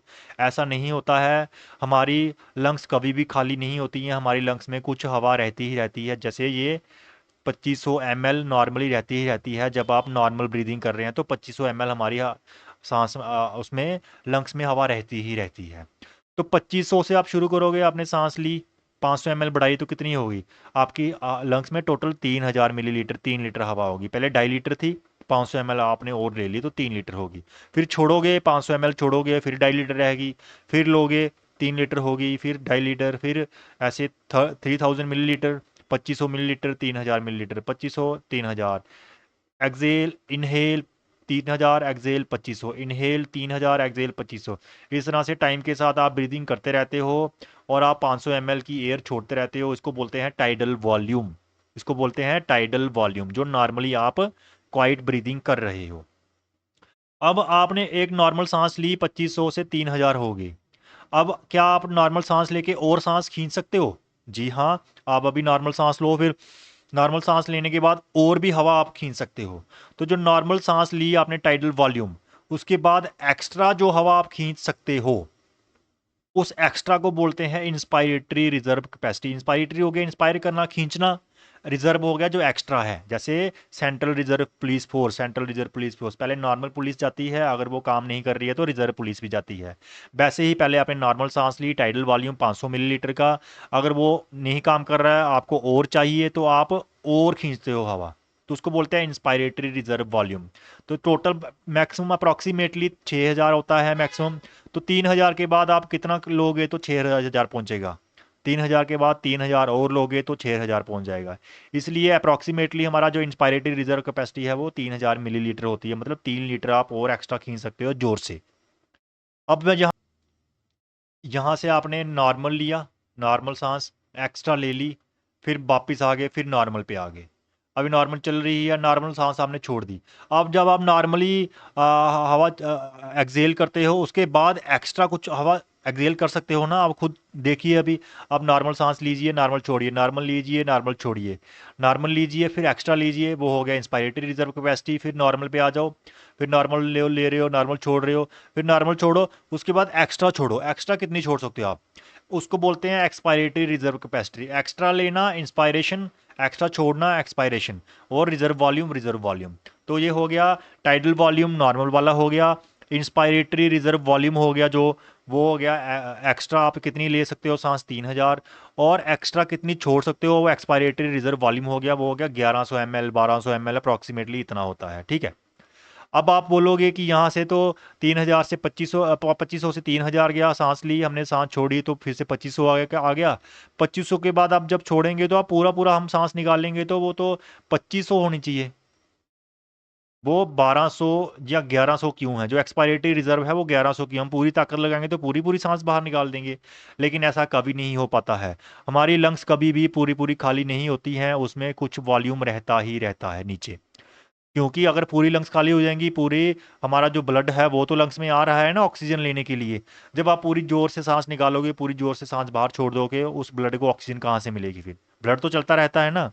इसलिए कुछ वॉल्यूम जो है वो नीचे रहता ही रहता है। 1200 ml अप्रॉक्सीमेटली नीचे, 1200, 1300, 1100, क्योंकि 2500 का आधा आधा कर लो दोनों में, तो ऐसे अप्रॉक्सीमेट 1200 1300 रहता ही रहता है। उस वॉल्यूम को बोलते हैं रेजिडुअल वॉल्यूम। रेजिडुअल वॉल्यूम कभी भी हमारी लंग से बाहर नहीं निकल सकता है। तो चार तरह के वॉल्यूम हो गए। एक बार सांस लेने में 500 ml ले सकते हो नॉर्मल, नॉर्मल छोड़ने में 500 ml छोड़ सकते हो। और नॉर्मल लेने में 500 ले रहे हो तो नॉर्मल सांस लेने के बाद एक्स्ट्रा कितना ले सकते हो, 3000, वो है इंस्पायरेटरी रिजर्व। नॉर्मल छोड़ने के बाद एक्स्ट्रा कितना छोड़ सकते हो, अप्रॉक्सीमेटली 1100-1200 मिलीलीटर, वो है एक्सपायरेटरी रिजर्व। और फोर्सफुली छोड़ने के बाद कितनी रह जाती है बीच में, वो है रेजिडुअल वॉल्यूम, जो रहता ही रहता है। ठीक है। चार वॉल्यूम हो गए आपके। अब वॉल्यूम के बाद आती है लंग कैपेसिटी। ये तो लंग वॉल्यूम्स हैं, अब आता है लंग कैपेसिटी। लंग कैपेसिटी क्या होती है, sum of volumes, combination of volumes. It refers to total amount of air lungs can hold. It is made up of combination of lung volumes. Lung volume को combine करोगे तो lung capacity बन जाती है। कैसे बनती है, पहले हम डायग्राम से ही समझ लेते हैं। जहाँ से देखिए आप नॉर्मल सांस ले रहे हो, नॉर्मल छोड़ रहे हो, नॉर्मल सांस ले रहे हो, नॉर्मल छोड़ रहे हो। सबसे पहले तो हमने देखा था कि यहाँ से जीरो से मैक्सिमम कितना है हमारा, कितना है मैक्सिमम, 6000। तो ये टोटल हो गया, ये कि टोटल लंग कैपेसिटी, जिसमें सभी के सभी वॉल्यूम प्लस हो जाएंगे। रेजिडुअल वॉल्यूम भी प्लस होगा, एक्सपायरेटरी कैपेसिटी प्लस होगी, टाइडल वॉल्यूम भी प्लस होगा, इंस्पायरेटरी कैपेसिटी प्लस होगी, सारे प्लस हो जाएंगे तो वो होगी टोटल लंग कैपेसिटी। ठीक है। Total lung capacity, the total amount of air lungs can hold. 5800 लिखा है, अप्रॉक्सीमेटली होता है 6000, हम बता रहे हैं 58 अप्रॉक्सीमेट इसी रेंज में होता है। ठीक है। दूसरा है कि आप नॉर्मल ब्रीदिंग चल रही है, इनहेल एक्सेल, इनहेल एक्सेल। आप इनहेल कर रहे हो, एक्सेल कर रहे हो, एक्सेल करके आप मैक्सिमम कितना इनहेल कर सकते हो, नॉर्मल एक्सेल करके मैक्सिमम कितना इनहेल कर सकते हो। ये तो जो इंस्पायरेटरी रिजर्व वॉल्यूम था वो एक्स्ट्रा था, मतलब आपने एक बार नॉर्मल इनहेल किया फिर एक्स्ट्रा। ये बोल रहा है कि नॉर्मल एक्सेल करके फिर इनहेल कर रहे हो और मैक्सिमम कहाँ तक जा सकते हो, तो कहाँ तक जाओगे, एक तो टाइडल वॉल्यूम करोगे, एक इंस्पायरेटरी रिजर्व वॉल्यूम, दोनों को प्लस कर लो तो वो हो गया maximum inhale after normal exhale. तो वो है इंस्पायरेटरी कैपेसिटी। कितनी कैपेसिटी है इंस्पायरेटरी कैपेसिटी, 500 प्लस 3000, 3500 के अप्रॉक्सीमेट। ठीक है। उसके बाद आपका आता है मैक्सिमम आपने इनहेल कर लिया है। जब मैक्सिमम इनहेल कर लिया है तो उसके बाद फोर्सफुली कितना जोर से सांस छोड़ोगे तो कहाँ तक आ सकते हो। जब नॉर्मल छोड़ोगे तो यहाँ तक आओगे, और जोर लगाओगे तो यहाँ तक आओगे, क्योंकि इसके नीचे तो जा नहीं सकते, इसके नीचे वाली हवा तो रेजिडुअल वॉल्यूम तो रहता ही रहता है। इसका मतलब इन तीनों को जमा कर लेना है, इंस्पायरेटरी को, टाइडल को, एक्सपायरेटरी को। तीनों को जमा करोगे तो मैक्सिमम यहाँ तक आ सकते हो ना छोड़ के, तो इसको बोलते हैं वाइटल कैपेसिटी। वाइटल कैपेसिटी कैसे निकल रही है, फिर कैसे आप मेजर कर सकते हो, जब आप सांस छोड़ने से, कि आप पूरा पूरा सांस लो पूरी ताकत से, उसके बाद पूरी ताकत से जब छोड़ोगे तो कितनी छोड़ सकते हो, वो है वाइटल कैपेसिटी। तो कितनी होगी वाइटल कैपेसिटी, नीचे 1200 है, 1200 से 6000 निकाल दो तो 48 बचेगा, या फिर इनको प्लस कर लो तो भी अप्रॉक्सीमेट 48 के पास आ जाएगी। तो वाइटल कैपेसिटी होगी आपकी 46, 48 के पास। ठीक है। और नेक्स्ट है हमारा कि जो हम नॉर्मल ब्रीदिंग जब कर रहे हैं, नॉर्मल ले रहे हैं सांस, छोड़ रहे हैं, ले रहे हैं, छोड़ रहे हैं, ले रहे हैं, छोड़ रहे हैं, नॉर्मल ले रहे हैं, छोड़ रहे हैं, तो नॉर्मल जब आप ब्रीदिंग कर रहे हो तो नीचे आपका कितना बचता है, या फिर आपका इंस्पायरेटरी रिजर्व कैपेसिटी को माइनस कर लो तो नीचे कितना बचता है। मतलब नॉर्मल ब्रीदिंग में आपके लंग्स में कितनी एयर होल्ड रहती है, कितनी हवा हमारी लंग्स पकड़ के रखती है जब आप नॉर्मल सांस ले रहे हो, कितनी पकड़ के रखती है। एक तो रेजिडुअल वॉल्यूम है जो कभी नहीं निकलता, और एक एक्सपायरेटरी कैपेसिटी है जो हम फोर्सफुली निकाल सकते हैं, ऐसे नहीं निकलती है, वो टाइडल वॉल्यूम में नहीं निकलती है। नॉर्मल ब्रीदिंग में वो नहीं निकलती है, फोर्सफुली ही निकाल सकते हो। तो नॉर्मल ब्रीदिंग के दौरान एक्सपायरेटरी वॉल्यूम भी अंदर होता है, रेजिडुअल वॉल्यूम भी अंदर होता है। इन दोनों को जमा कर लो तो वो हो गया फंक्शनल रेजिडुअल वॉल्यूम। फंक्शनल जो है वो काम कर रहा होता है, जहाँ इतनी हवा की एक्सचेंज हो रही होती है ब्लड के साथ, ऑक्सीजन इतनी हवा जो है एक्सचेंज कर रहा होता है। ठीक है, तो यहाँ पे आपके चार वॉल्यूम आ गए और चार कैपेसिटीज आ गई। एक आ गया टाइडल वॉल्यूम जो नॉर्मल ब्रीदिंग, एक बार लेना और छोड़ना, लेना छोड़ना, लेना छोड़ना। उसके बाद एक बार नॉर्मल सांस लेके एक्स्ट्रा कितनी ले सकते हो, इंस्पायरेटरी रिजर्व वॉल्यूम। फिर उसके बाद नॉर्मल आओगे तो नॉर्मल फिर से चल रहा है, नॉर्मल छोड़ने के बाद एक्स्ट्रा कितना छोड़ सकते हो, एक्सपायरेटरी रिजर्व वॉल्यूम। और लास्ट में रेजिडुअल वॉल्यूम जो हमारे लंग्स में रहता ही रहता है। ठीक है, ये यहाँ पे चारों लिखे हुए हैं, डायग्राम में भी आपको याद रहेगा। उसके बाद कैपेसिटीज़ की बात करते हैं तो मैक्सिमम कितनी है उसको टोटल लंग कैपेसिटी बोलते हैं। नॉर्मल सांस छोड़ने के बाद आप कितनी एक्स्ट्रा सांस, कितनी सांस टोटल ले सकते हो नॉर्मल छोड़ने के बाद, एक्स्ट्रा वाली तो ये है ना, टोटल कितनी ले सकते हो वो इंस्पायरेटरी कैपेसिटी है, दोनों को प्लस कर लो। उसके बाद मैक्सिमम सांस लेने के बाद मैक्सिमम जोर से छोड़ोगे तो जहाँ तक पहुँचोगे तो वो वाइटल कैपेसिटी है। मैक्सिमम सांस कितनी छोड़ सकते हो यहाँ पे डेफिनेशन लिखी हुई है। और नॉर्मल ब्रीदिंग जब आप कर रहे हो तो हमारी लंग्स में कितनी हवा रहती है उसको बोलते हैं फंक्शनल रेजिडुअल वॉल्यूम। तो ये चार तरह के हमारे वॉल्यूम्स हो गए और चार तरह की हमारी लंग कैपेसिटीज होगी। ठीक है, तो इस तरह से हमारा जो वेंटिलेशन वाला टॉपिक है लगभग कवर हुआ है, जिसमें हमने देखा है वेंटिलेशन में इंस्पायरेशन और एक्सपायरेशन होती है, बॉयल्स लॉ से गवर्न करता है। और हम जो सांस ले रहे हैं, 1 मिनट में हम कितनी सांस लेते हैं उसको रेस्पिरेटरी रेट बोलते हैं। जैसे हार्ट रेट होता है 1 मिनट में कितनी बार हार्ट पंप करता है, रेस्पिरेटरी रेट हो गया एक एक मिनट में कितनी बार हमारा लंग्स सांस लेती हैं। ठीक है, तो कितनी होती है, 12 से 20 बार होती हैं। जैसे हमने बताया कि अगर हमारा हार्ट जो है वो ज़्यादा तेज़ धड़कता है तो उसको टैकीकार्डिया बोलते हैं, धीरे धड़कता है तो ब्रैडीकार्डिया बोलते हैं। वैसे ही हमारी लंग्स अगर तेज़ तेज़ सांस लेती हैं, 20 बार से ज़्यादा बार सांस ले रही हैं 1 मिनट में, तो ट्रैकीपीनिया हो गया। और कम ले रही हैं 12 से तो ब्रैडीपीनिया हो गया। ठीक है, फिर एक कंसेप्ट आता है मिनट वेंटिलेशन। मिनट वेंटिलेशन क्या है, मिनट हो गया 1 मिनट, मतलब total amount of total volume of air entering और leaving the lungs per minute. 1 minute में हमारी लंग्स से कितनी हवा बाहर जा रही है, जहाँ फिर 1 मिनट में हमारी लंग्स में कितनी हवा आ रही है। कितनी हवा जा रही है जहाँ आ रही है उसको क्या बोलते हैं, उसको बोलते हैं टाइडल वॉल्यूम। ठीक है, जो 500 ml था। और रेस्पिरेटरी रेट कितना है, 12, 12 को 500 से करोगे कितना आएगा, 6000। मतलब 6 लीटर तक हम हमारा मिनट वॉल्यूम, मिनट वेंटिलेशन होता है 1 मिनट में नॉर्मली। ठीक है, और एक कंसेप्ट है मैक्सिमम वॉलेंट्री वेंटिलेशन। वॉलेंट्री हो गया पूरी ताकत से कितनी आप वेंटिलेशन कर सकते हैं। तो क्या होगा वो, greatest volume of air that can forcefully inhaled and exhaled in 1 minute. यहाँ पे और है, मतलब जहाँ इनहेल वाला डाटा लेना है जहाँ एक्सहेल वाला, यहाँ पे एंड है, मतलब 1 मिनट में आपने सांस ली और सांस छोड़ी, दोनों को जमा करना है तो टोटल कितना निकला, वो है मैक्सिमम वॉलेंट्री वेंटिलेशन। बट ये वॉलेंट्री है, वॉलेंट्री का मतलब वहाँ पे टाइडल वॉल्यूम नहीं आएगा। वॉलेंट्री का मतलब क्या होता है, वॉलेंट्री मतलब फोर्सफुली। फोर्सफुली मतलब आप पूरी ताकत से यहाँ तक जा सकते हो, पूरी ताकत से जहाँ तक छोड़ सकते हो, फिर जहाँ तक जा सकते हो, फिर छोड़ सकते हो। तो ये आपका एक बार सांस लेने में इतनी हवा लोगे, एक बार सांस छोड़ने में इतनी छोड़ोगे, फिर इतनी लोगे, फिर छोड़ोगे इतनी, फिर लोगे, फिर छोड़ोगे, तो मतलब वो बढ़ जाता है। तो इसीलिए हमारा ये तो 6 लीटर निकला था, लेकिन ये हमारा मैक्सिमम वॉलेंट्री वेंटिलेशन 120 170 लीटर भी हो जाती है 1 मिनट में। जब आप बड़ी तेज़ रनिंग कर रहे हैं, कोई एक्सरसाइज कर रहे हैं, कोई काम कर रहे हैं, तो आप बहुत ज़्यादा सांस लेती हैं। ठीक है, उसके बाद वाइटल कैपेसिटी जो है आपको बताया ही है, total amount of air exhaled forcefully completely after full inspiration. Fully खींच के कितनी मैक्सिमम छोड़ सकते हो, वाइटल कैपेसिटी होती है। उसी को फोर्स्ड वाइटल कैपेसिटी भी बोल सकते हैं। फोर्स्ड एक्सपायरेटरी वॉल्यूम, ये वाइटल कैपेसिटी अलग है। एक्सपायरेटरी वॉल्यूम कितना होता है फोर्स्ड, ये 1 सेकंड के लिए देखा जाता है सिर्फ। Volume of air exhaled in first second of force exhalation, ताकत से आप पूरी सांस छोड़ रहे हो तो पहले सेकंड में आपने कितनी छोड़ी, उसको बोलते हैं फोर्स एक्सपायरेटरी वॉल्यूम। ये कुछ की कंसेप्ट हैं, आप इनको भी देख लेना, वेंटिलेशन के हैं ये, ठीक है। तो अब वेंटिलेशन जो है, जब हम सांस लेते हैं, जैसे यहाँ पे हमने सांस ली, तो ये आ गई ट्रैकिया में। ट्रैकिया से आगे कहाँ जाती है, ब्रोंचस में। ब्रोंचस में primary bronchus, secondary bronchus, tertiary bronchus. फिर उसके बाद टर्सरी ब्रोंचस के बाद टर्मिनल ब्रोंचियोल्स, लोबुलर ब्रोंचियोल, ठीक है, उनके पास पहुंचती है। फिर आगे जाके सांस पहुंचती है रेस्पिरेटरी ब्रोंचियोल, एल्वुलर डक्ट के पास, एल्वुलर सैक के पास। फिर लास्ट में एल्वुलाई में पहुंचती है, जैसे यहाँ पे ये एल्वुलाई दिखाया गया है, लास्ट में सांस जहाँ तक पहुंचती है। हमारी जो सांस है, हमारी जो ऑक्सीजन है, वो फिर एल्बुलाई के ऊपर, मैंने आपको बताया था एल्बुलाई के ऊपर क्या होती हैं, ब्लड वेसल्स होती हैं। तो यहाँ पे जो ब्लड वेसल्स है, इनको ऑक्सीजन मिलती है और कार्बन डाइऑक्साइड यहाँ से यहाँ पे आती है। तो अब क्या हो रहा है, एक्सचेंज कहाँ पे हो रहा है ऑक्सीजन का, एल्बुलाई में। इसके पीछे एल्बुलर डक्ट के ऊपर कोई ब्लड वेसल नहीं होती है। इसके पीछे यहाँ पे भी कोई टर्मिनल ब्रोंचियोल में कोई ब्लड वेसल नहीं होती है। हमारी ब्रोंचस में कोई वेसल्स नहीं होती, चाहे प्राइमरी सेकेंडरी, इधर यहाँ कोई ब्लड वेसल्स नहीं होती। ब्लड वेसल सिर्फ कहाँ पे होती है, एल्बुलाई के ऊपर। तो एक्सचेंज सिर्फ यहाँ पे होता है। तो इसका मतलब क्या है, यहाँ पे भी तो हवा है ना, हवा तो यहाँ पे भी है, यहाँ पे भी है। ये वाली हवा जो है, इसमें एक्सचेंज हो रहा है ब्लड के साथ। जहाँ पे जो हवा है उसका कोई काम नहीं है, वो कोई एक्सचेंज नहीं कर रही है।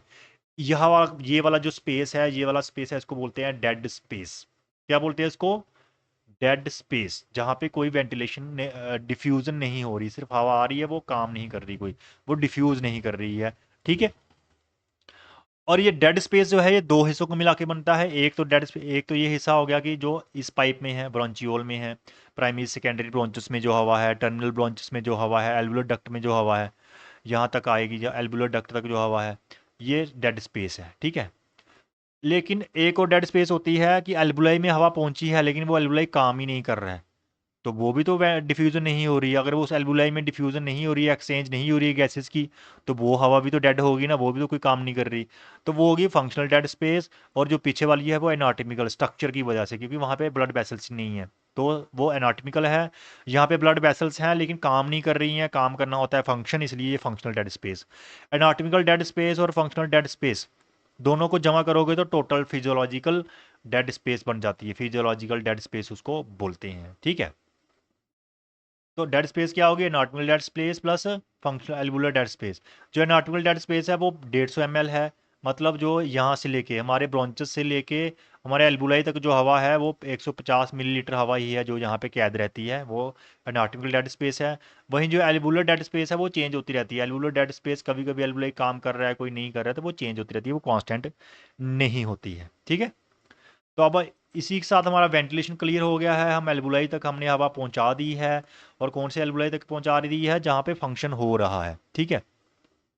अब एक चीज़ यहाँ पे रहेगी, यहाँ पे देखिए, ये थी मिनट वेंटिलेशन। मिनट वेंटिलेशन क्या थी, एक मिनट में कितनी सांस आ रही है, कितनी जा रही है। अब जो सांस आ रही है, वो सांस, जो हवा आ रही है, वो आपकी यहाँ पे भी जा रही है, जो काम कर रहा है एल्बुलाई वहाँ पे भी जा रही है, वो काम नहीं कर रहा है। ये और एनाटॉमिकल डेड स्पेस में भी है। तो ए यहाँ पे ये होगी मिनट, एक मिनट में कितनी आ रही है। बट एल्वुलर वेंटिलेशन किसको बोलते हैं, एल्वुलर वेंटिलेशन बोलते हैं फंक्शनल एल्वुलाई में कितनी हवा आ रही है। यहाँ से आपकी आई 6 लीटर। अब मिनट वेंटिलेशन 6 लीटर थी ना, 6 लीटर आई, 150 ml तो इधर ही रहेगी एनाटॉमिकल डेड स्पेस में। और कुछ एल्वुलाई भी काम नहीं कर रहे होंगे, तो मान लो 500 मिलीलीटर दोनों में आ गई, तो पीछे कितनी रहेगी, 5500, 5500 मिलीलीटर जो है वो होगी alveolar ventilation. Total minute ventilation 6000 litre है, 6 लीटर है। एल्वुलर वेंटिलेशन है 5.5 लीटर, क्योंकि बाकी वाली कहाँ है, डेड स्पेस में खत्म होगी। अब जहाँ पे आपके एल्बुलाई के पास ऑक्सीजन पहुंच गई है, एल्बुलाई के ऊपर ब्लड वेसल्स होती हैं, हमने आपको बताया। जब एल्बुलाई के ऊपर ब्लड वेसल होती हैं, तो वहाँ पे होती है गैस की डिफ्यूजन। डिफ्यूजन, ठीक है। गैस की डिफ्यूजन को हम बोलते हैं एक्सटर्नल रेस्पायरेशन। अब इसको एक्सटर्नल रेस्पिरेशन क्यों बोलते हैं, एक्सटर्नल का मतलब क्या होता है, बाहर। बाहर मतलब टिश्यूज़ के पास नहीं, टिश्यू से बाहर। हमारी लंग्स में जो एक्सचेंज होता है उसको एक्सटर्नल बोलते हैं। जो टिश्यू के पास जाके एक्सचेंज होता है उसको इंटरनल रेस्पिरेशन बोलते हैं। तो चलिए देखते हैं एक्सटर्नल रेस्पिरेशन क्या होती है।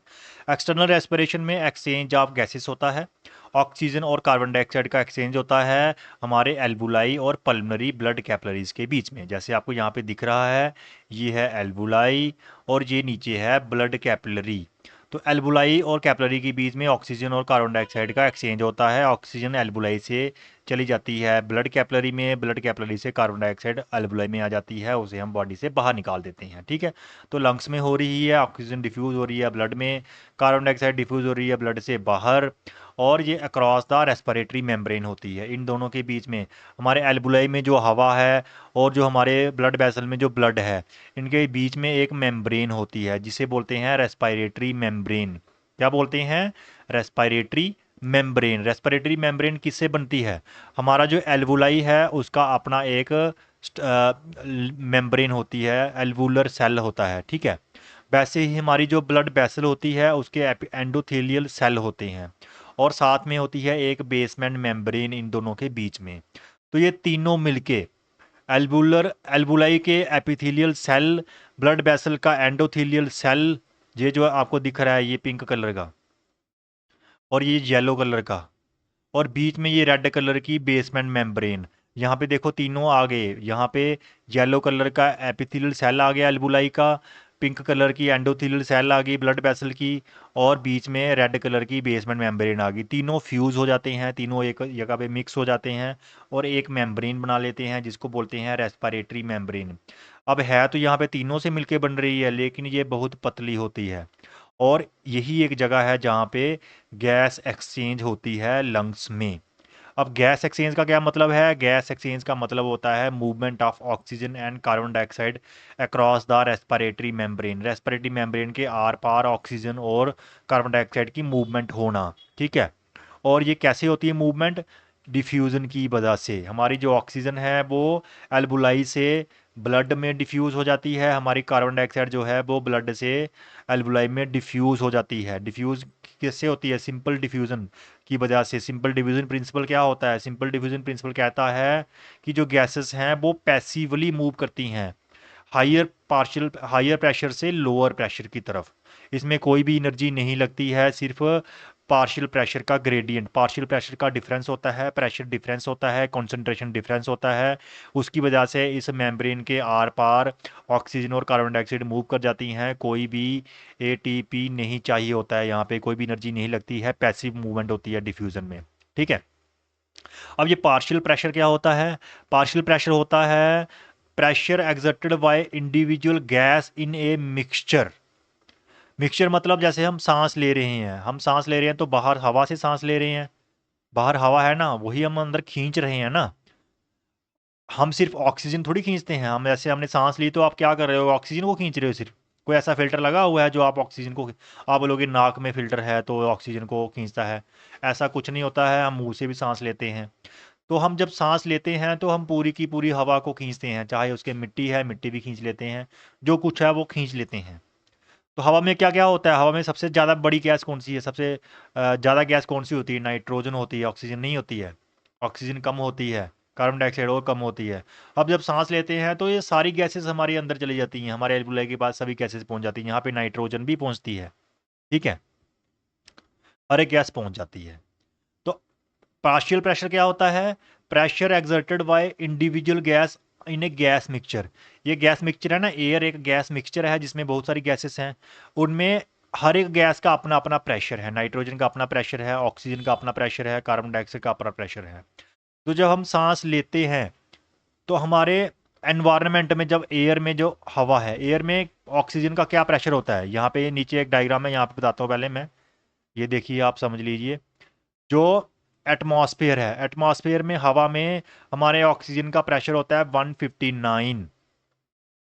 हमारी कार्बन डाइऑक्साइड का प्रेशर होता है 0.3 मिलीमीटर एटमॉस्फेयर में। लेकिन जब हम उस सांस को खींच लेते हैं अंदर एल्वुलाई में, तो थोड़ा सा ऑक्सीजन का प्रेशर कम हो जाता है, क्योंकि यहाँ पे कार्बन डाइऑक्साइड भी होती है, तो टोटल प्रेशर कम हो जाता है। कितना आ जाता है? 104। हमारे एल्बुलाई में ऑक्सीजन का प्रेशर होता है 104, और वहीं हमारे ब्लड में ऑक्सीजन का प्रेशर होता है 40। एल्बुलाई में 104 है, ब्लड में 40 है, तो डिफ्यूजन होती है higher to lower partial pressure. Higher कहाँ है? 104 एल्बुलाई में, लोअर कहाँ है? 40 कहाँ? ब्लड में। तो क्या होगा? हायर टू लोअर जाएगा, ऑक्सीजन एल्बुलाई से कहाँ चली जाएगी? वो चली जाएगी हमारे ब्लड में थ्रू मेम्ब्रेन, रेस्पिरेटरी मेम्ब्रेन को पास करके। वैसे ही कार्बन डाइऑक्साइड का जो एल्बुलाई में जो एयर है, बाहर कितना था कार्बन डाइऑक्साइड का? 0.3, बट एल्बुलाई में हमारी कार्बन डाइऑक्साइड ज़्यादा होती है क्योंकि ब्लड से आ रही होती है, तो यहाँ पे बढ़ जाता है, यहाँ पे 45 हो जाता है, सॉरी 40 हो जाता है यहाँ पे।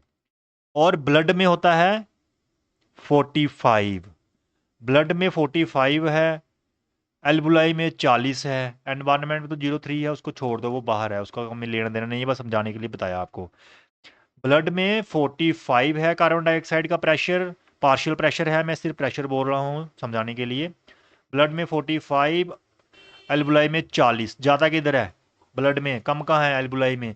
तो ज़्यादा से कम की तरफ जाएगा, इसका मतलब ऑक्सीजन ब्लड से कहाँ चली जाएगी? एल्बुलाई में, by the process of diffuse हो जाएगी, डिफ्यूजन हो जाएगा मेम्ब्रेन के पार, आर पार। ठीक है, तो क्या हो रहा है? ऑक्सीजन एल्बुलाई से ब्लड में आ रही है, कार्बन डाइऑक्साइड ब्लड से वहाँ पे जा रही है, इसकी वजह से प्रेशर डिफरेंस की वजह से, प्रेशर ग्रेडियंट, ग्रेडियंट का मतलब होता है डिफरेंस, पार्शियल प्रेशर का डिफरेंस है, इसलिए जा रही है।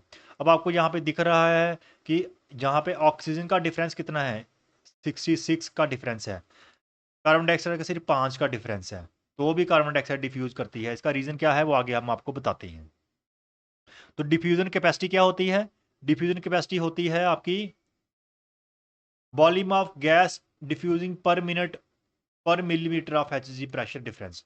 मतलब कितना प्रेशर डिफरेंस है उसके अकॉर्डिंग कितनी गैस डिफ्यूज होती है, डिफ्यूजन कैपेसिटी उसको बोलते हैं। तो किस पे डिपेंड कर रही है?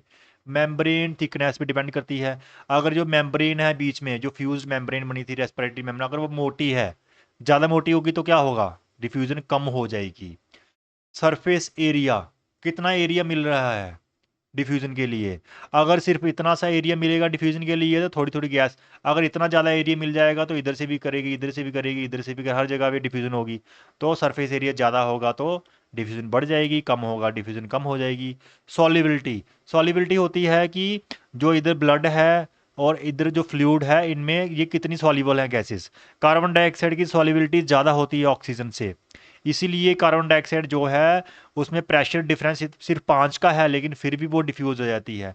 ऑक्सीजन की कम होती है, इसलिए ऑक्सीजन को ज़्यादा प्रेशर डिफरेंस चाहिए। और लास्ट है प्रेशर डिफरेंस या प्रेशर ग्रेडियंट। तो इन चारों की वजह से हमारी डिफ्यूजन कैपेसिटी कम या ज़्यादा हो सकती है। कम कैसे होगी? कम होगी अगर ये मेम्ब्रेन मोटी है, कम हो जाएगी। सॉरी, एक मिनट, ये थोड़ा सा काम नहीं कर रहा है। अगर मेम्ब्रेन, ये क्या कर रहा है ये? अगर मेम्ब्रेन मोटी है तो भी कम हो जाएगी डिफ्यूज़न। अगर सरफेस एरिया कम है तो भी कम हो जाएगी। अगर प्रेशर का डिफरेंस कम है तो भी कम हो जाएगी डिफ्यूज़न।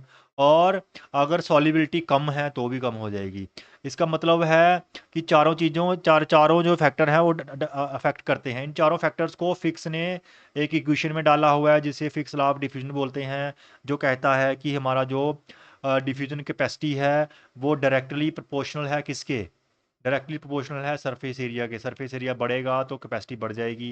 डिफ्यूजन के कोफिशिएंट मतलब सॉल्युबिलिटी बढ़ेगी तो बढ़ जाएगी। प्रेशर ग्रेडियंट बढ़ेगा, प्रेशर डिफरेंस ज़्यादा होगा तो बढ़ जाएगी।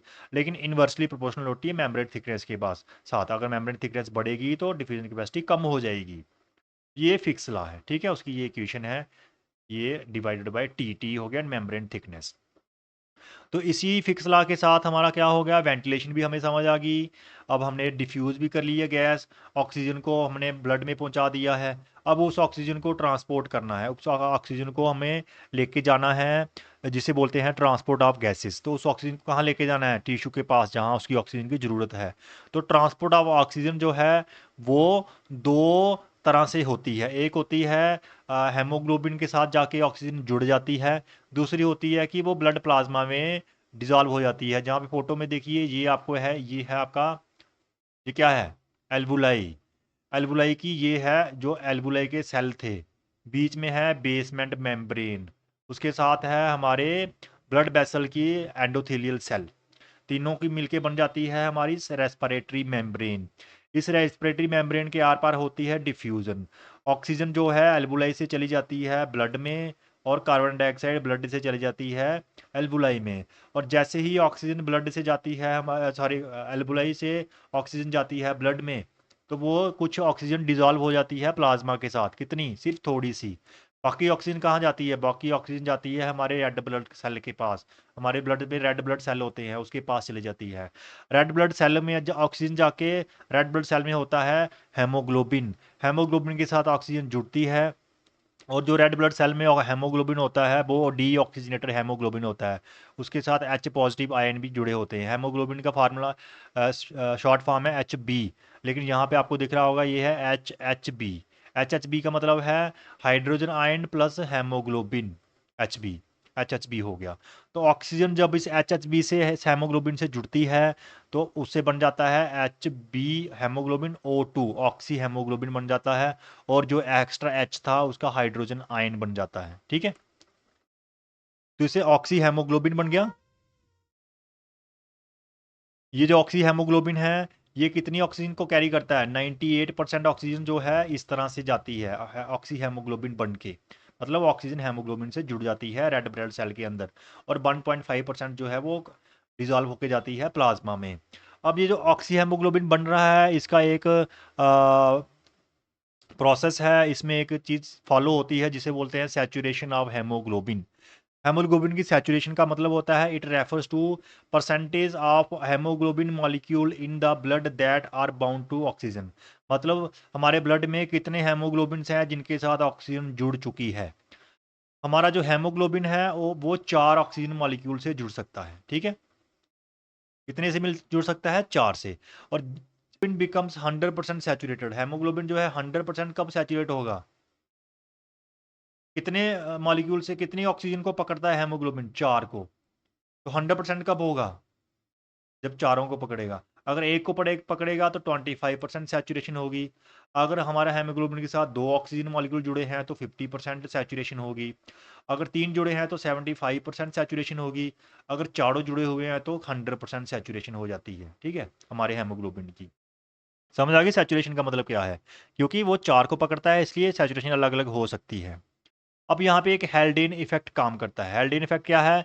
It states that deoxygenated blood has higher capacity to carry carbon dioxide than oxygenated.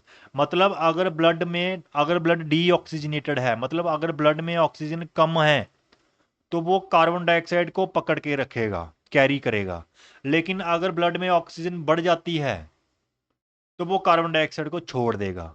अब एल्बुलाई के पास क्या हो रहा है? ऑक्सीजन बढ़ रही है ब्लड में, कम हो रही है?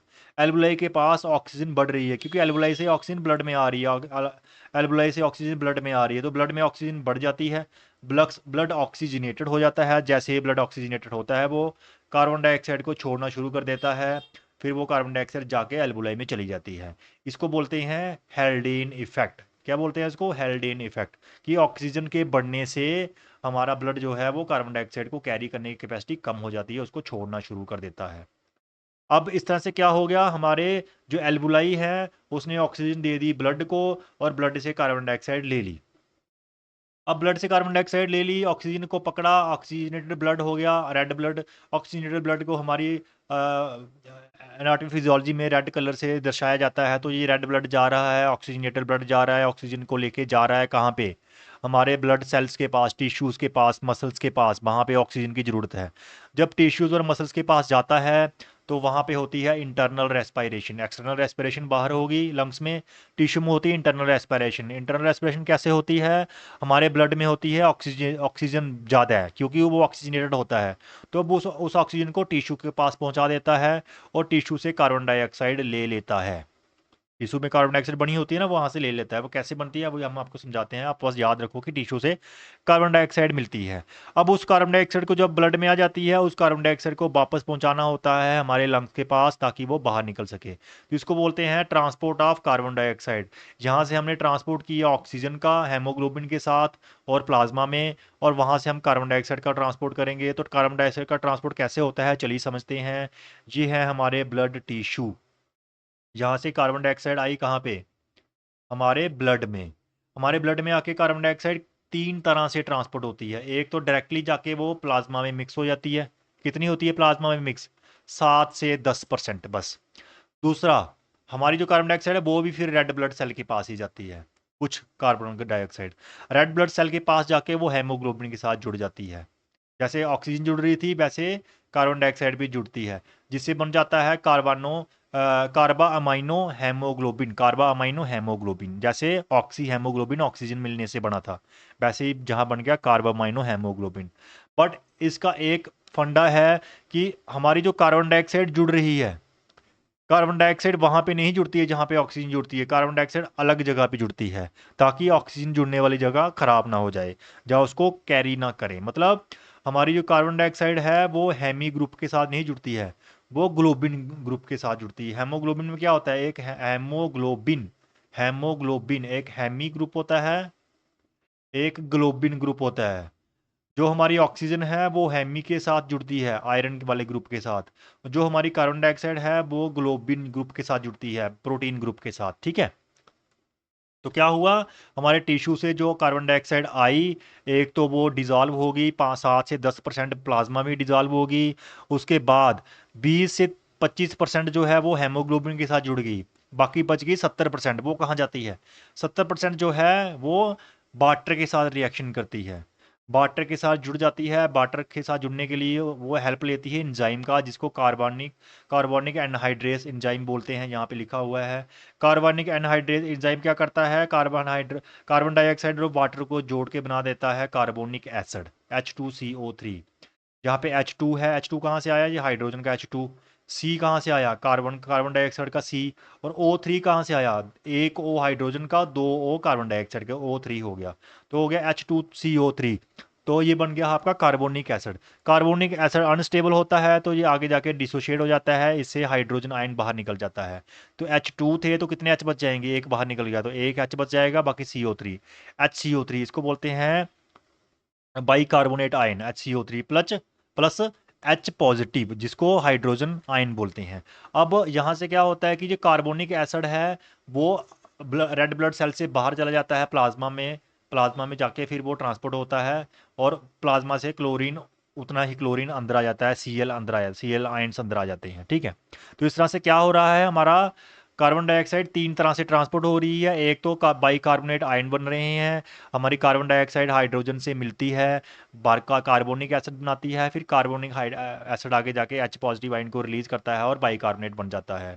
और वो आरबीसी में होता है, एनहाइड्रेस एंजाइम की प्रेजेंस में होता है।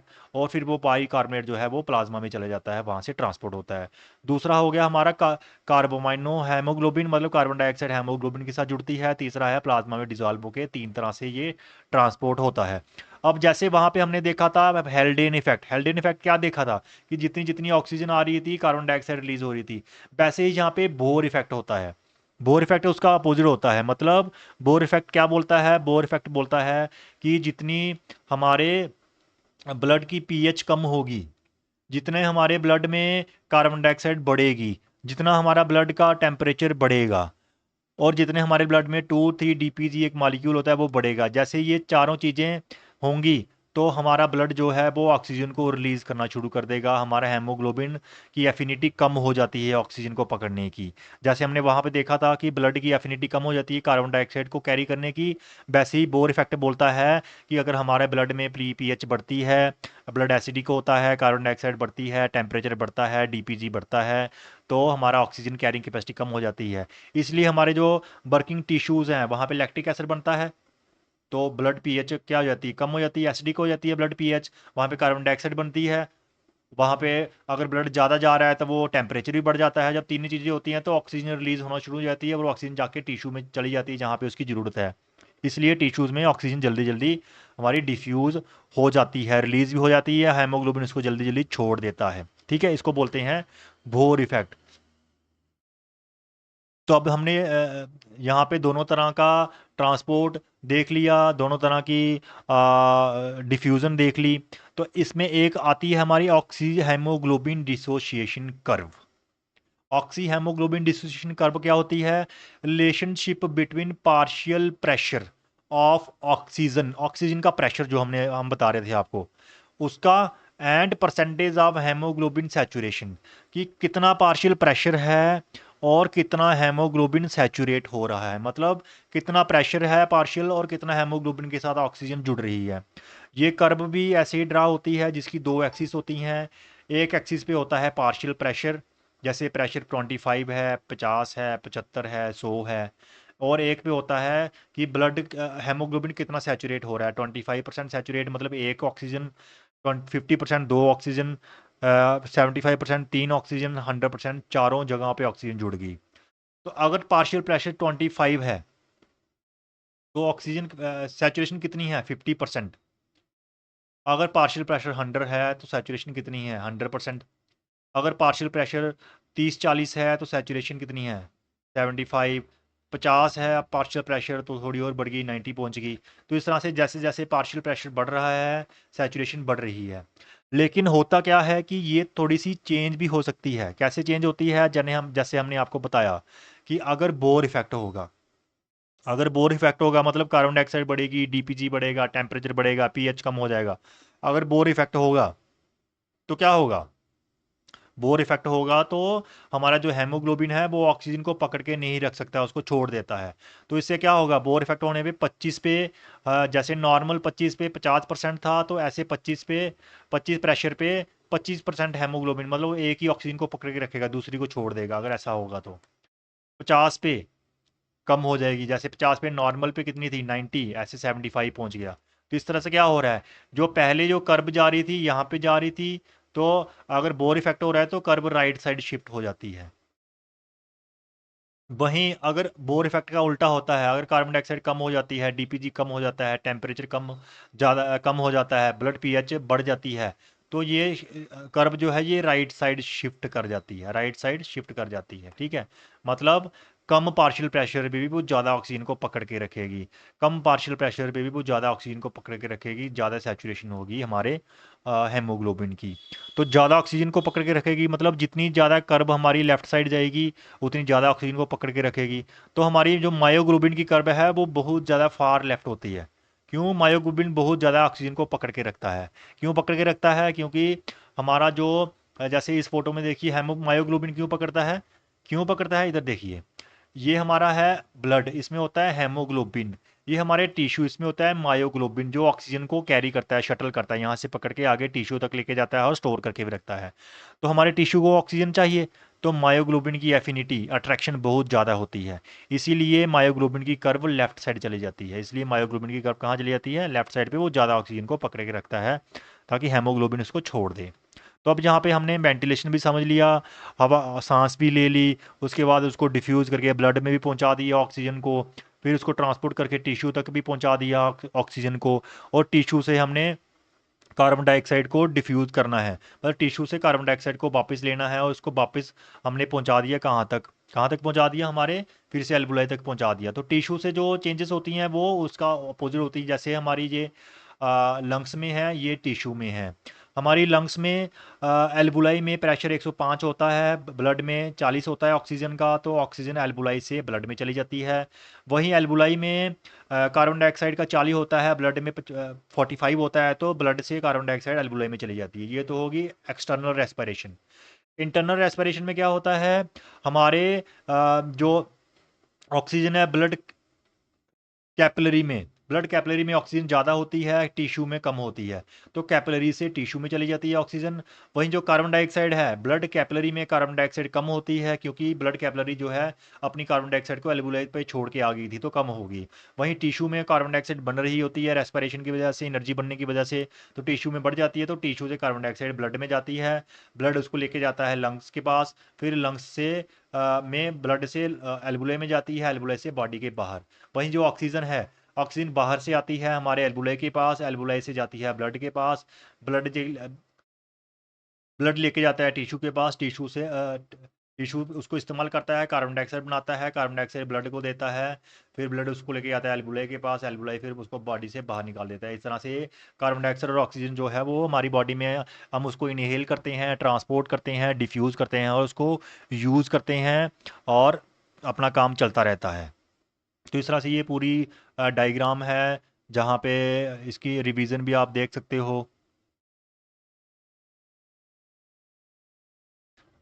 तो हमने यहाँ पे वेंटिलेशन भी समझ लिया, डिफ्यूजन भी समझ लिया, ट्रांसपोर्ट भी समझ लिया, इंटरनल रेस्पिरेशन भी समझ ली, और सेलुलर रेस्पिरेशन का भी हमें पता चल गया कि सेलुलर रेस्पिरेशन क्या होती है, ऑक्सीजन का इस्तेमाल करके एनर्जी बनाना, और carbon dioxide as a waste product निकलती है।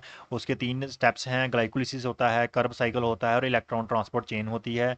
ये हम एनर्जी सिस्टम्स में आपको डिटेल में समझाएंगे। आज के टॉपिक में हम इसको अच्छी तरह से डिटेल में नहीं करेंगे। आज हम देखेंगे रेस्पिरेटरी सिस्टम के की कॉन्सेप्ट्स, जैसे BO2 क्या होता है, BO2 मैक्स क्या होता है, रेस्पिरेटरी एक्सचेंज रेशो क्या होती है, ऑक्सीजन डेप्थ क्या होती है और सेकंड विंड क्या होती है। तो सबसे पहले देते हैं BO2। बी हो गया वॉल्यूम, O2 हो गया ऑक्सीजन। ऑक्सीजन को हम कंज्यूम करते हैं, इसलिए BO2 हो गया वॉल्यूम ऑफ ऑक्सीजन कंजम्पशन। तो हम कितनी ऑक्सीजन कंज्यूम करते हैं पूरी तो पूरी हम डिफाइन नहीं कर सकते, इसलिए BO2 बोलता है कि 1 मिनट में आप कितनी ऑक्सीजन खाते हो, उसको बोलते हैं BO2। मतलब 1 मिनट में आप कितनी ऑक्सीजन को कंज्यूम कर सकते हो। BO2 मैक्स क्या होता है, BO2 मैक्स का मतलब है कि 1 मिनट में मैक्सिमम कितनी ऑक्सीजन ले लेते हो। एक एक तो नॉर्मल होता है, नॉर्मल सांस ले रहे हो।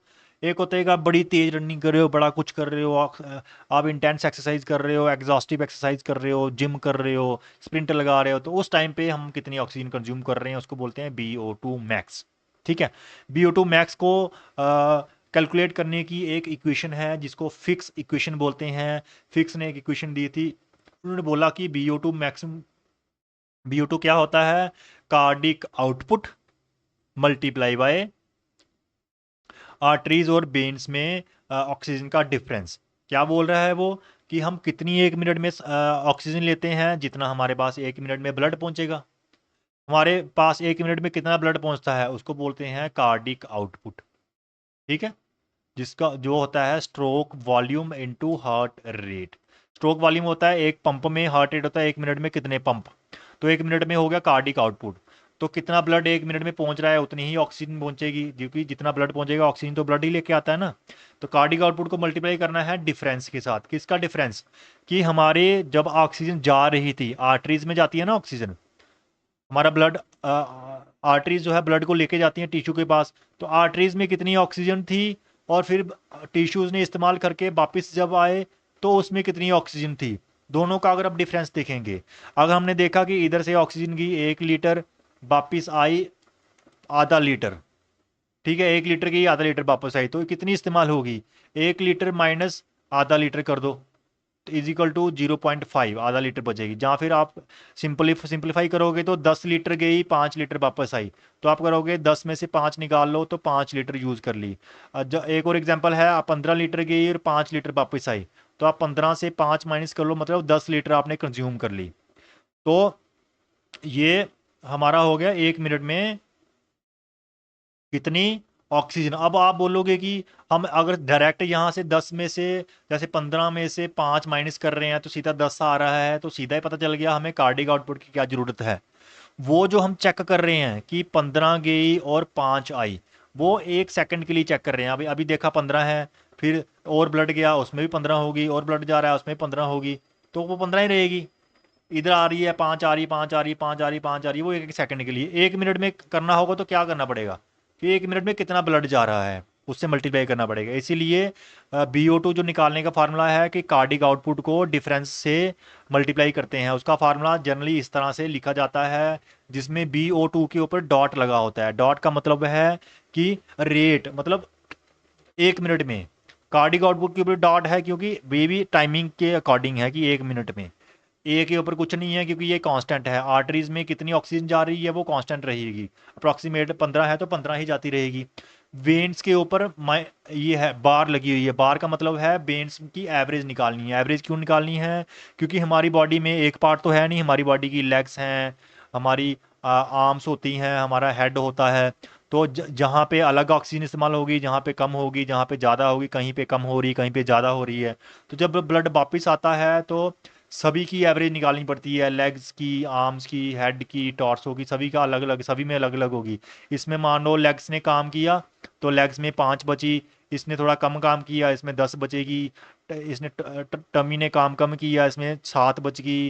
हेड में 12 यूज़ होगी तो 3 बच गई। तो सभी में अलग अलग बच रही है ना, सभी की एवरेज निकालनी पड़ेगी। इसीलिए हम देखते हैं कि BO2 है टाइम में, तो BO2 आ गया।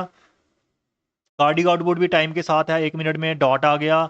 आर्टेरियल कांस्टेंट है, और वेनस जो है डिफरेंस है वो एवरेज है।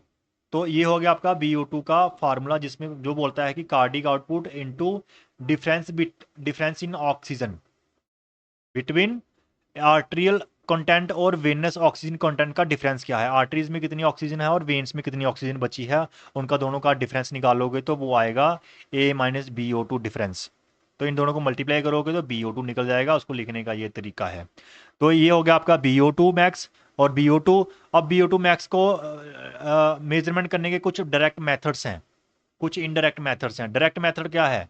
डायरेक्ट मेथड है, आप लैब टेस्टिंग कर सकते हो, मोस्ट एक्यूरेट है।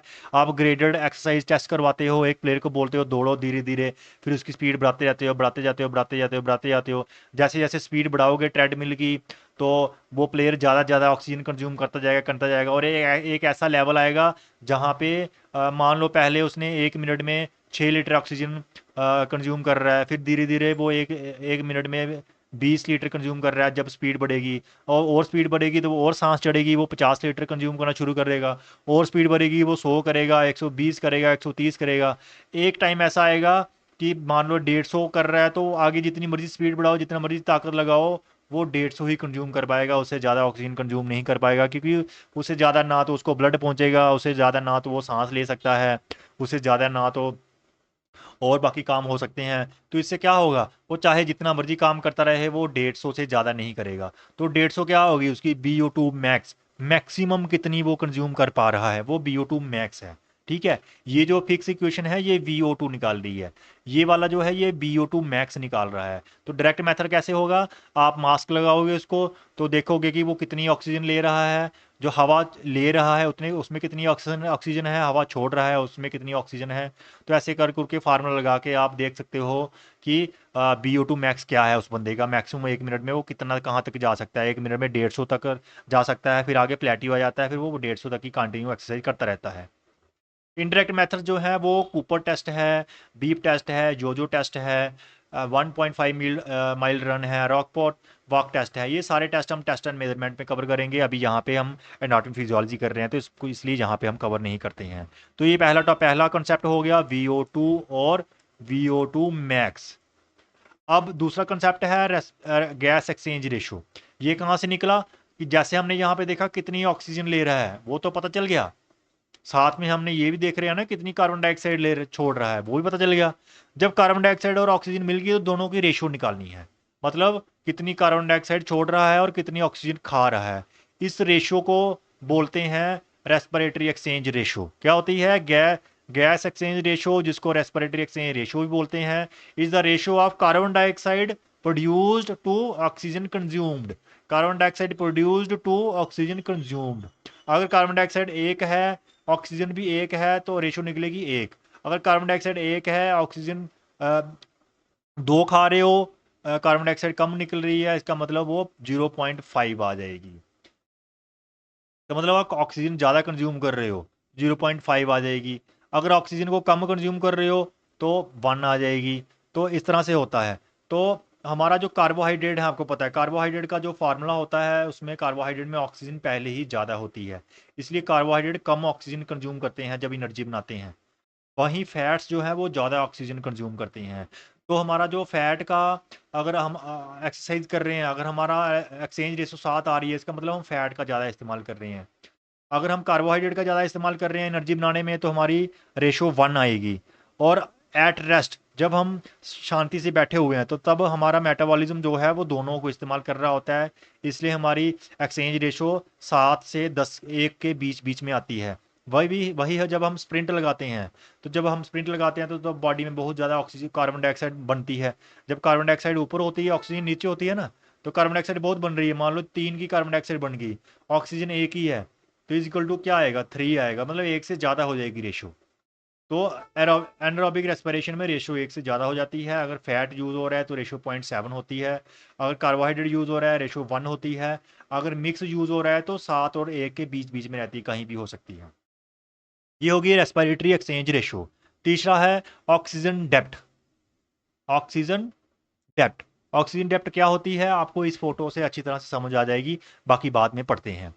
ये इसमें क्या हो रहा है, वाई एक्सिस पे है ऑक्सीजन कंजम्पशन, मतलब आप जीरो ऑक्सीजन कंज्यूम कर रहे हो, इतनी कर रहे हो, थोड़ी और ज़्यादा ऑक्सीजन कंज्यूम कर रहे हो, और ज़्यादा कर रहे हो, और ज़्यादा कर रहे हो, कितनी ऑक्सीजन कंज्यूम कर रहे हो वो इधर दिखाया गया है। और इधर दिखाया गया है टाइम।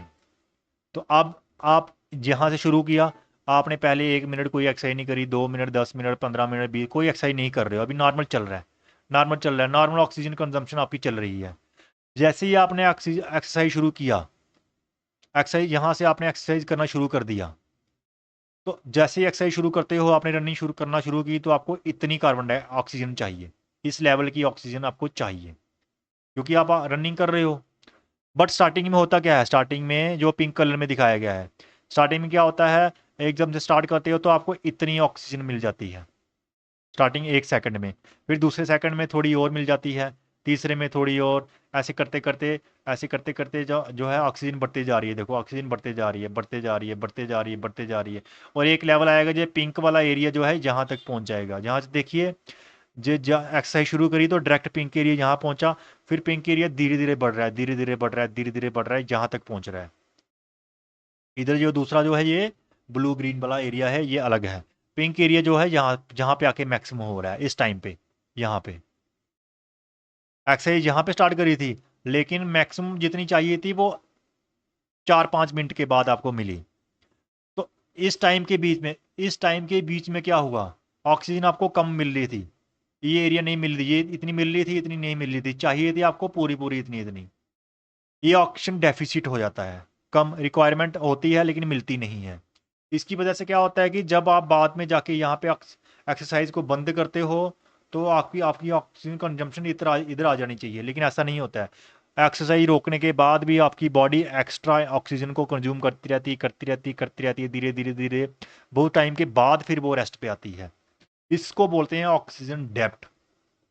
ऑक्सीजन डेप्थ ये है, ये नहीं है, ये ऑक्सीजन डेफिशिट है, ये ऑक्सीजन डेप्थ है। तो ऑक्सीजन डेप्थ क्या होगी, एक्सरसाइज करने के बाद हमारी बॉडी जो एक्स्ट्रा ऑक्सीजन का इस्तेमाल करती है उसको ऑक्सीजन डेप्थ बोलते हैं, एक्सरसाइज करने के बाद। ठीक है, एक्सरसाइज करते दौरान जो कमी हो रही है उसको ऑक्सीजन डेफिशिट बोल रहे हैं। तो ये क्यों होता है, कैसे होता है, इसको एक्सप्लेन किया था ए वी हिल ने। ए वी हिल एक ब्रिटेन के फिजियोलॉजिस्ट थे जिनको नोबेल प्राइज़ भी मिला था। उन्होंने बोला था कि ऑक्सीजन डेप्थ क्या बोला था उन्होंने, कि extra oxygen consumed after intense physical activity. एक आपने बहुत इंटेंस फिजिकल एक्टिविटी करी, आपने स्प्रिंटिंग करी, उसके बाद स्प्रिंट करने के बाद जो आप एक्स्ट्रा ऑक्सीजन ले रहे हो, आप एक तो आप नॉर्मल बैठे होते हो, नॉर्मल सांस ले रहे होते हो, फिर आपने दौड़ना शुरू किया, आपकी सांस बढ़ गई, फिर आप बैठ के, तो क्या फिर से एकदम से नॉर्मल हो जाती है, नहीं, कुछ टाइम के लिए सांस चलती रहती है तेज, धीरे धीरे नॉर्मल होती है। वो जो एक्सरसाइज करने के बाद एक्स्ट्रा सांस ले रहे हो, वो एक्स्ट्रा जो ऑक्सीजन ले रहे हो उसको ऑक्सीजन डेप्थ बोलते हैं। ठीक है, इसलिए ऑक्सीजन डेप्थ का दूसरा नाम होता है ईपॉक। ईपॉक क्यों, excess post exercise oxygen consumption.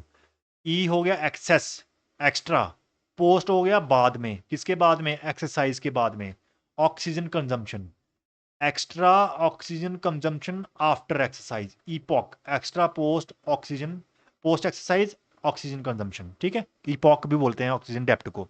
तो उन्होंने एक्सप्लेन किया था कि कैसे होता है, जब भी हम कोई एक्सरसाइज स्टार्ट करते हैं, स्टार्टिंग में जो हमारे मसल्स हैं वो एनारोबिक तरीके से एनर्जी बनाते हैं, बिना ऑक्सीजन के एनर्जी बनाते हैं, जिससे क्या होता है, हमारा लैक्टिक एसिड बन जाता है, हमारा जो एटीपी स्टोर है वो भी ख़त्म हो जाते हैं, हमारे फास्फोक्रिएटिन स्टोर ख़त्म हो जाते हैं।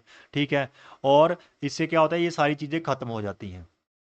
तो एक्सरसाइज करने के बाद क्या होता है कि जो लैक्टिक एसिड बना है उसको फिर से ग्लूकोज बनाने में जो हमारा एटीपी है और फॉस्फोक्रेटिन स्टोर है उसको वापस ले आने में, हमारा जो मायोग्लोबिन से ऑक्सीजन ख़त्म होगी उसको वापस मायोग्लोबिन को रीऑक्सीजनेट करने के लिए, तो ये सारा कुछ करने के लिए हमें एक्स्ट्रा ऑक्सीजन चाहिए होती है एक्सरसाइज करने के बाद भी।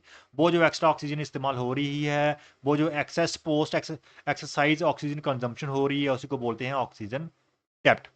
और यहीं से एक और कंसेप्ट निकलता है सेकंड विंड। सेकंड विंड क्या है? यहीं से देखिए कि आपने एक्सरसाइज शुरू करी, तो स्टार्टिंग में यहाँ से शुरू करी, तो इतने टाइम तक 4 5 10 मिनट तक आपको जितनी ऑक्सीजन चाहिए थी नहीं मिली थी, वो 5 मिनट के बाद मिलना शुरू हुई। 5 मिनट के बाद मिलना शुरू हुई, तो जब आपको जितनी ऑक्सीजन चाहिए थी मिलना शुरू होती है, तब आपको रिलैक्स फील होता है थोड़ा सा। पहले स्टार्टिंग में आपको लगता है यार बड़ा टफ है, बड़ी सांस चढ़ती है, बड़ी चीज़ें नहीं मिल रही होती, जब मिलना शुरू हुई थी तो आपको रिलैक्स फील होता है।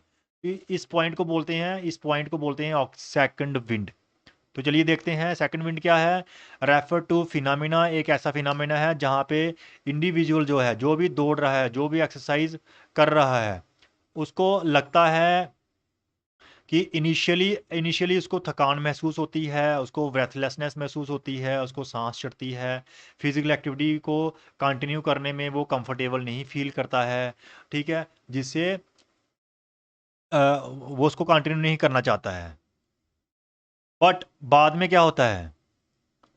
बाद में क्या होता है कि बाद में 5 10 मिनट के बाद हार्ट रेट नॉर्मल हो जाती है। हार्ट रेट मतलब जितनी चाहिए उतनी पहुंच चुकी होती है। ब्रीदिंग रेट अच्छी, ज़्यादा सांस ले रहे होते हो आप जब दौड़, मतलब आपने दौड़ना शुरू किया, 5 मिनट हो गए दौड़ते दौड़ते आपको, तो 5 मिनट तक क्या हो जाता है, हार्ट रेट उतनी पहुंच जाती है जितनी ज़रूरी है। स्टार्टिंग में नहीं पहुंचती है उतनी।